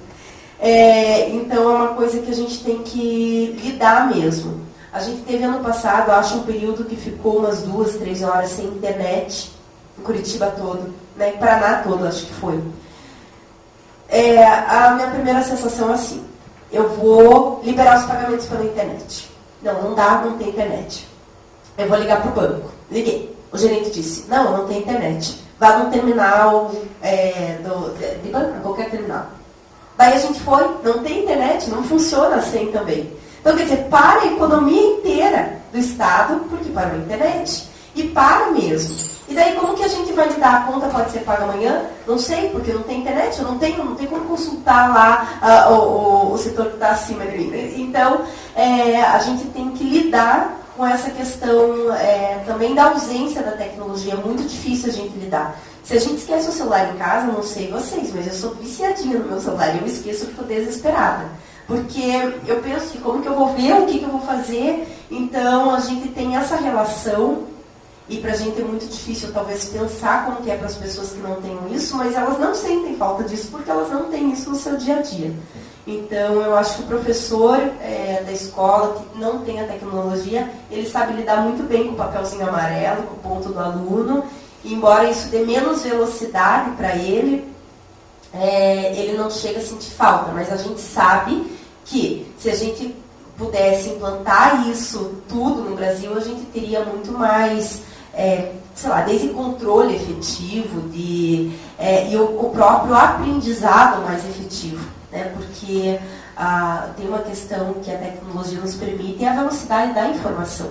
Então, a gente tem uma velocidade de informação incrível. Acontece alguma coisa, alguém já recebe um link no e-mail e 2 minutos depois tem a empresa inteira sabendo porque um contou para o outro que a informação vem muito rápida. Então, se você viu que aconteceu isso, está todo mundo sabendo muito rápido. Mesmo uma informação interna, né? Eu acho que a questão não é o professor que está sempre usando a fichinha até amarelinha e está repetindo a cada ano o mesmo ponto que passa, ele não sente falta. Mas o aluno que está chegando a cada ano para ele cada vez, até porque está barateando o custo, ele tem acesso às mídias. Então é um outro aluno que não dá conta, não aguenta esse professor com a fichinha amarelinha. E o Dr. Google, como vocês colocaram, é um produtor de plagiadores. Lógico que depende quem, como e a formação e como usa essa mídia. Mas também é um grande problema. Eu lembro de meu filho, em 5ª série, fez um trabalho horroroso, porque pegou o Dr. Google, pegou umas informações, fez um recorte e cola, salvou o como, né, aquele esquema daí de salva especial, cola especial, que daí você pode formatar do jeito que quer, põe no formato que quer, põe na BNT, inclusive entrega. Nossa, o professor acha lindo, né, impresso, lindo, maravilhoso. O coitado que fez uma leitura, mesmo que de um texto qualquer no Google, que é de fácil acesso, escreveu à mão, em uma letra lá não muito bonita, rasurou alguma coisa, de uma nota menor. Né? Então, eu acho isso muito sério, que fala de valores. Né? Eu fiz meu filho fazer de novo o trabalho, mesmo que não fosse para entregar para a professora. Porque eu acho que tem que aprender a estudar também, mas aprender a lidar com a tecnologia sem ser um plagiador. Né? Porque tem mestrados e doutorados aí que o pessoal está afetando porque é plágio.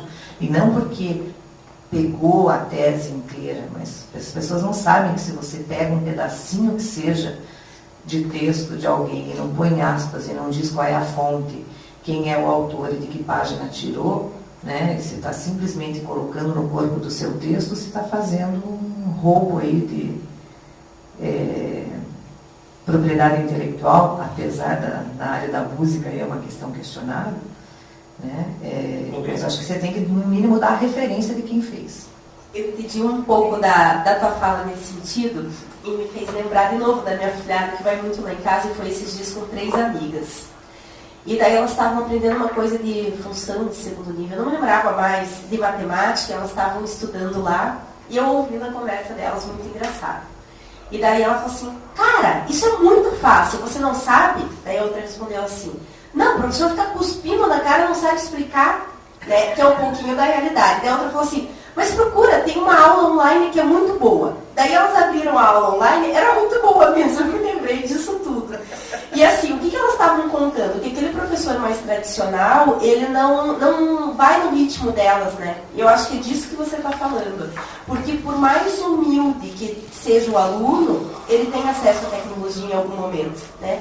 E a gente tem essa realidade nas famílias brasileiras, E eu conheço uma pessoa, estava conversando com uma pessoa que tem uma renda familiar aproximada de R$ 1.200, e ela tem o esposo e 5 filhos, todos menores de 14 anos. E ela me contou que ela tem plano odontológico, que ela gasta mais ou menos R$150 em plano odontológico, e que ela tem internet em casa. Então, quer dizer, eu fico pensando, nessa divisão de renda, não caberia gastar 10%, 5% dessa renda dentro do contexto dessa família para internet, mas eles têm acesso.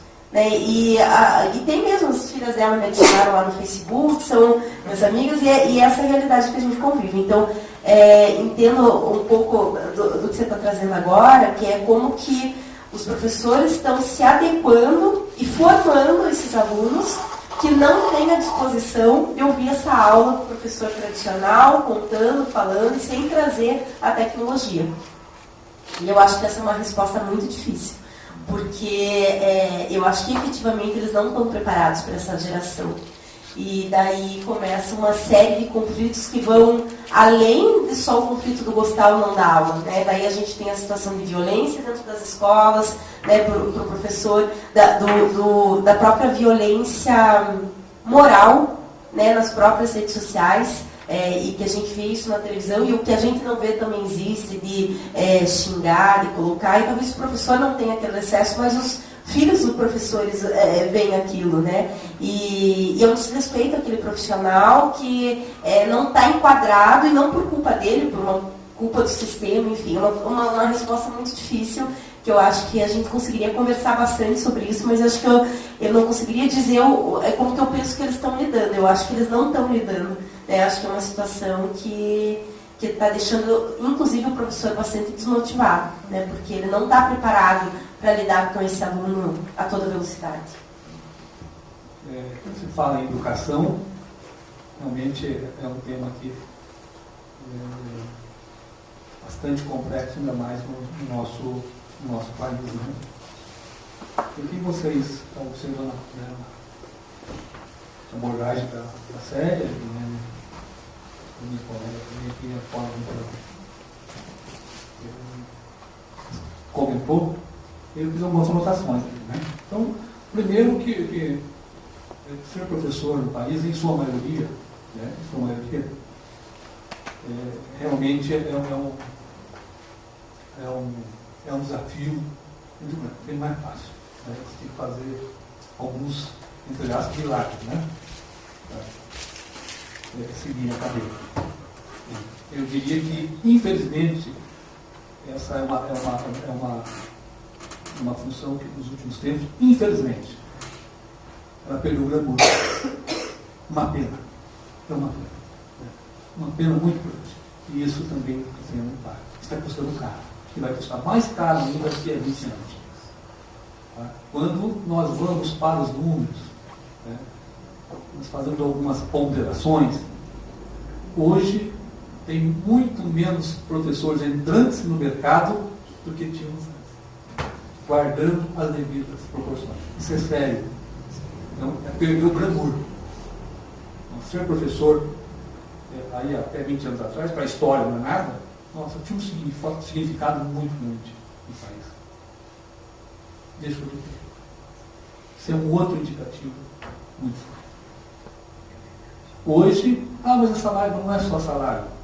Nos estados desenvolvidos, hoje um professor já está ganhando no início de carreira igual o inicial de carreira de um advogado. Coisa que no passado havia um gap, uma distância muito grande. A perda do glamour passa também pelo reconhecimento material, né? Mas principalmente por uma série de pontos que vocês trouxeram aqui. Né? Diferentemente de um país como o Japão. Então, o professor é muito venerado, é muito reconhecido, as pessoas têm orgulho de ser professor, as pessoas têm orgulho de fazer citação com o professor, e não se tem dúvida que seria o melhor, e é o melhor caminho. Em relação à falta de infraestrutura para a educação, principalmente a educação pública, nós Já fomos piores, mas ainda ela é grande. E isso significa uma lentidão em todo o nosso processo de desenvolvimento, de construção de novos conhecimentos. Se nós não permitirmos que os nossos mestres tenham acesso a tecnologias, a ferramentas tão populares hoje, né? Isso também vai ter um preço, um custo que muitas vezes nós não enxergamos agora nesse momento. Isso daqui a 20, 30 anos vai ter impacto. Uma outra coisa, quando você citou o Google, aí me chamou a atenção num outro ponto aqui. Hoje está muito fácil separar informação de conhecimento. Até pouco tempo atrás, não. Até pouco tempo atrás, quem tinha informação muitas vezes era confundido com conhecimento. E quem que tinha informação? Um grupo de privilegiados. Quem tinha uma vantagem, uma condição privilegiada de capital financeiro. Hoje não. Hoje a tecnologia permite aí, todos os estratos da sociedade, a tecnologia da informação, ter acesso. Então a gente consegue separar muito bem a informação do conhecimento. E temos que ter alguns cuidados, obviamente, com o copiar e colar. Aí é o processo de educação que a gente está falando. A gente está muito atento a isso. Nós não podemos aplaudir. Opa, acho sério que você fez com o teu filho, Excelente. É isso mesmo. Não deveria ter copiado. Ele transgrediu, Denise, uma regra. Não era para copiar, ele tinha que desenvolver. Mas o tema educação realmente é muito instigante, é muito abrangente, e já não é sem tempo. Eu acho que o governo brasileiro precisa investir um pouco mais, de forma mais rápida, nessas tecnologias hoje aí já não significa um custo tão grande mais, de nós contemplarmos praticamente quase todo o território, quase todas as escolas públicas. Há algum tempo atrás, a grande justificativa era o custo, o custo de infraestrutura. Hoje, nós temos aí uma série de ferramentas que podem baratear o custo. Então, eu acho que falta um pouco de vontade aí, sabe, política. Mas eu acredito que ainda em pouco tempo a gente consiga melhorar um pouco. Para finalizar minha participação, o que me assusta um pouco é que a tecnologia ela é desenvolvida por pessoas, seres humanos. Ela é direcionada para pessoas. Ela é usada por pessoas. Em algumas situações eu acho que ela é excludente. Não abrange todas as pessoas. Quando ela é desenvolvida, eu tendo a imaginar e a pensar, pelo que eu vejo, que ela pretende alcançar um nível de excelência que vai atingir alguns objetivos, que não necessariamente aqueles essenciais para as pessoas. Então, dentro da psicologia, eu acho que o olhar principal e fundamental tem que ser dentro desse mundo do trabalho. Ele existe dirigido por pessoas e dirigido para pessoas. Então, se a gente tem que estar alerta, que seja a partir desse princípio. É o meu pensamento. Enaltecer a tecnologia é desnecessário. A gente vive dela, para ela, o tempo todo. Se escraviza, como diz a Mariana. Sem o celular não dá para viver mais. Sem a internet a gente fica sem uma perna, sem um braço. Então, a que ponto isso está chegando?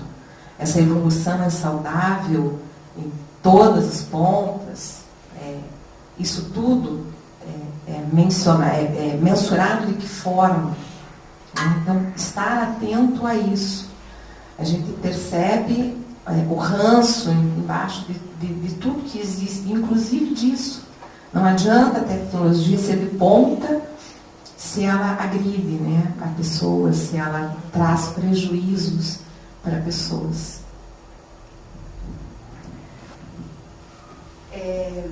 Eu acho uma questão, Denise, que quando você coloca que a tecnologia é feita por pessoas, eu acho que as pessoas às vezes não se dão conta disso. Porque, e assim, isso não falando nem da prática, falando em questões pessoais. Quantas vezes a gente liga para um atendente e o atendente diz assim, o sistema não permite. Eu falo, mas o sistema é abastecido por alguém, então não é o sistema que não permite, é alguém que não permite. Com quem que eu posso falar para entender, né, qual que é o passo a mais? E as pessoas, me parece que as pessoas acreditam mesmo que é o sistema que não permite, que o sistema que não aprovou, que o sistema que não... a gente tem uma empresa que atua no segmento de cobrança, e essa que o Thiago comentou que selecionava, e a gente dá o treinamento, e as pessoas dizem isso para os clientes. O sistema não aprovou a proposta de negociação. Não foi o sistema, foi alguém, eu digo, leia o nome aqui, não foi o sistema, está escrito o nome de quem não aprovou a proposta de negociação. Porque eu acho que as pessoas não se dão conta que quem desenvolve e quem abastece sistemas são pessoas. Hoje ainda, nesse treinamento dessa empresa, alguém me perguntou assim, é possível que o sistema erre o nome de quem está aqui, do cliente que está aqui? Eu falei, é claro que é possível, porque o sistema é abastecido por alguém que digitou. Então, ele é 100% sujeito a erro humano. Então, quer dizer, o sistema ele não é o acerta. Quem é o acerta é o ser humano que foi lá e abasteceu o sistema. Mas eu acho que as pessoas acreditam que o sistema tem vida própria.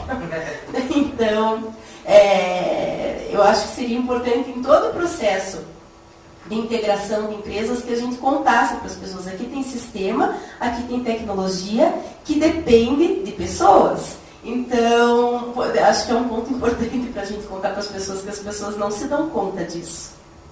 Eu vou verificar se tem mais alguma questão online. Se não tiver nenhuma questão a mais aqui, eu vou pedir para vocês falarem um pouquinho mais qual é a mensagem, né, que deve, ou pelo menos que a gente pensar um pouquinho mais em relação ao uso de novas tecnologias na prática profissional. Eu colocaria que se eu pudesse ou tivesse um poder, né, de convencimento,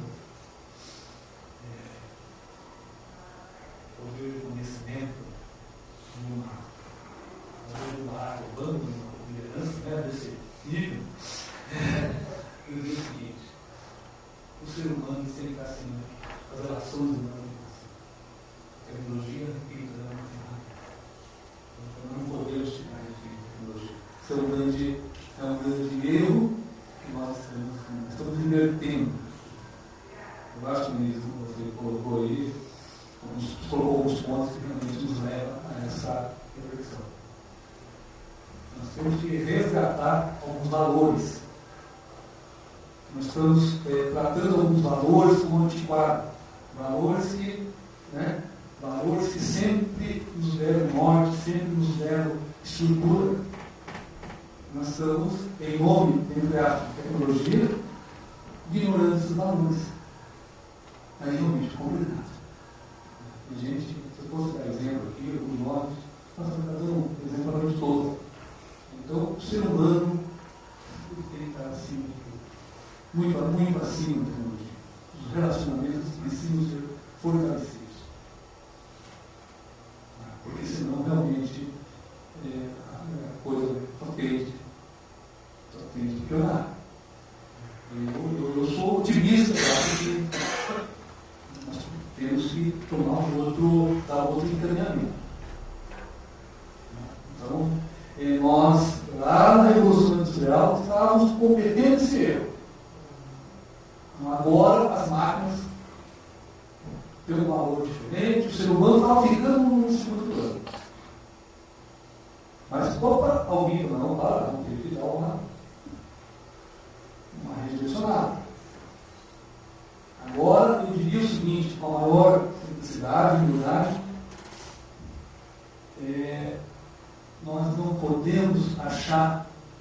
que o computador, para poder ser tão simplista, ou tão simples, de achar que o computador vai resolver, tem a solução para todos os problemas. E isso não tem a solução. Tá? Então, nós temos que ter um olhar diferente. Isso aqui é só uma máquina. Tá? Então, repito, no passado nós conseguimos dar uma melhorada, né?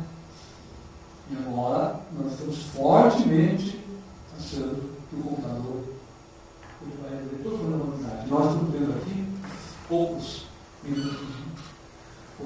minutos que estamos batendo papo, que continua aumentando, né, infelizmente, a pobreza mundial, que tem gente morrendo de fome, né, nós temos as guerras conjuntas, civis continuam. Eu não gostaria de citar a nossa cidade nesse indicador, mas eu não vou resistir. Eu estava vendo esses dias. Não, acho que é interessante para nós fazermos uma reflexão. Eu estava vendo esses dias aí na internet. Tem uma pesquisa da ONU, recentemente, onde ela conta a nossa bela cidade, do Marrocos, como uma das cidades da América Latina de maior concentração de renda. Não é uma cidade. Não tem, né? Você veja, nós temos um acesso a todo o aparato, quase todo o aparato tecnológico. No entanto, nós não conseguimos. E isso é porque nós temos que ter um olhar diferenciado, um olhar mais de preocupação. Então, eu colocaria que fica o nosso desafio de resgatar valores, e colocar o ser humano, colocar o relacionamento acima de qualquer tecnologia. Acho que para fechar, eu queria falar desse um tema que me agrada muito. Acho que a gente pode falar muito e de falar de tecnologia é muito pouco, né? E por isso que ela acaba afetando as relações. Eu vou dizer que quando chega 8 horas da noite, a televisão de 50 polegadas passando a galinha pintadinha para quem tem filho de 1 ano é fascinante, né? Porque você consegue fazer um monte de coisa e a criança fica lá, né, quietinho, assistindo a galinha pintadinha, assistindo o backyard, tudo que tem lá. Quando você está no restaurante, coloca o iPad lá e precisa de uma informação, ele funciona. E a tecnologia, ela não afeta a relação porque ela é ruim, ela afeta porque ela é fascinante, né? Ela traz os nossos órgãos de sentido, ela traz novos sabores de um refrigerante novo. A gente acabou falando muito mais das tecnologias relacionadas ao trabalho, mas a gente tem, a tecnologia, ela traz muita coisa, ela traz sensações. Você vai no cinema 3D, você tem a sensação desde do tato, do visual, do auditivo. Então, assim, a tecnologia ela é fascinante e ela é muito tentadora, né? Então, quando eu falo um pouquinho, eu brinco da galinha pintadinha e da TV lá grande, que tem uma imagem maravilhosa, que tem um som maravilhoso, é muito fácil a gente optar pela tecnologia, por essas ferramentas, resolverem algumas situações nossas e nos afastar dos vínculos afetivos, porque ela é boa, ela traz coisas boas, ela nos fascina, ela nos atrai e ela tem essa capacidade de fazer isso muito automaticamente. Né? Então, assim, não é uma coisa consciente que eu penso. Agora eu vou parar de me relacionar com a minha família e vou assistir televisão. A gente vai fazendo isso automaticamente. E é um tema que eu acho que é muito legal a gente discutir, pensar. A gente tem porque ela está dentro de todas as nossas relações, de todos os nossos papéis do dia a dia. Né? Então, sei lá, desde a coisa básica, você dormir no inverno com calor dentro do quarto, isso é tecnologia quando você tem um ar-condicionado. Então, assim, todos os momentos da nossa vida a gente tem tecnologia acontecendo. E ela é muito boa, ela nos traz comodidade, ela nos traz prazer, né, conforto. E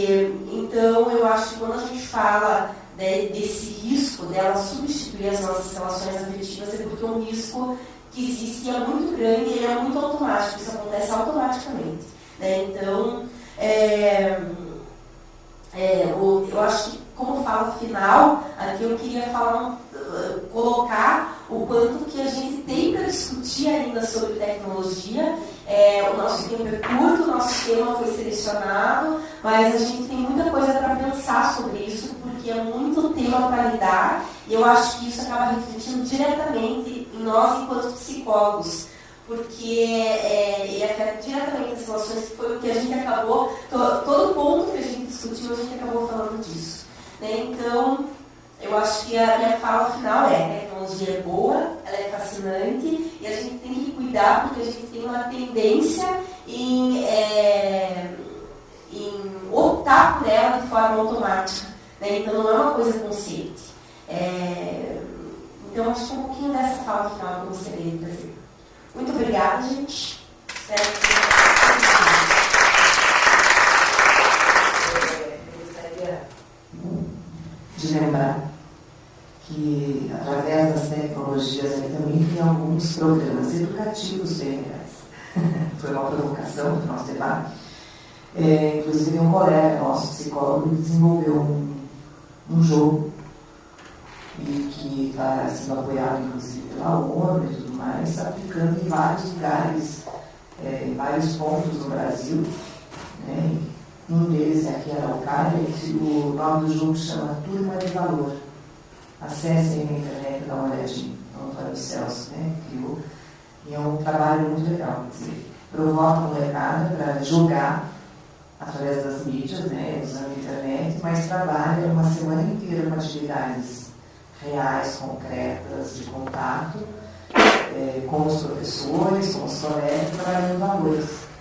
Então, é uma coisa bem legal. Então, assim, tecnologia, por mais que tenha algumas coisas, né, que possam ser complicadas, que a gente tem que administrar, nada mais é que reflexo do ser humano também, só que através de uma mídia, seja ela qual for, né? Então, a gente se apaixona pela mídia, mas atrás da mídia tem o criador dela e quem a alimenta, né? Então, acho que a gente tem que aprender a lidar com as nossas humanidades. Entre elas, a produção de conhecimento através dessas mídias e tudo mais. Né? Aí foi o convite também para a próxima semana, que a nossa mesa redonda é saúde mental e trabalho, que tem a ver com boa parte de coisas que a gente discutiu aqui, né? Considerando que também a tecnologia está no trabalho, que as pessoas descansam menos, trabalham cada vez mais, enfim, as questões de assédio, eu quero ter uma mesa específica sobre assédio, mas em relação à saúde mental, aí, com certeza o pessoal vai abordar estresse e outras questões relacionadas ao meio do trabalho. Então, fica o convite a todos para a próxima semana, retornarem, né, 19 horas presencialmente aqui no Conselho, quem puder estar aqui presencialmente na rede de computadores, né, através do nosso site.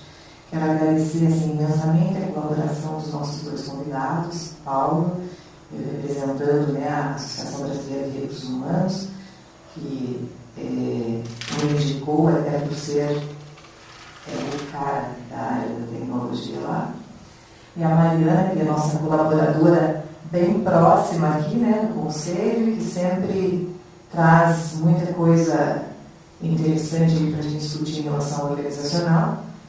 E fica aí um convite também para psicólogos, por favor, da Comissão de Psicologia Organizacional do Trabalho. Está aberta, né, Mariana, a receber novos colaboradores. Então, aproxime-se também. Então, obrigada, boa noite a todos, e eu vou pedir mais um aplauso aí para os nossos dois colaboradores.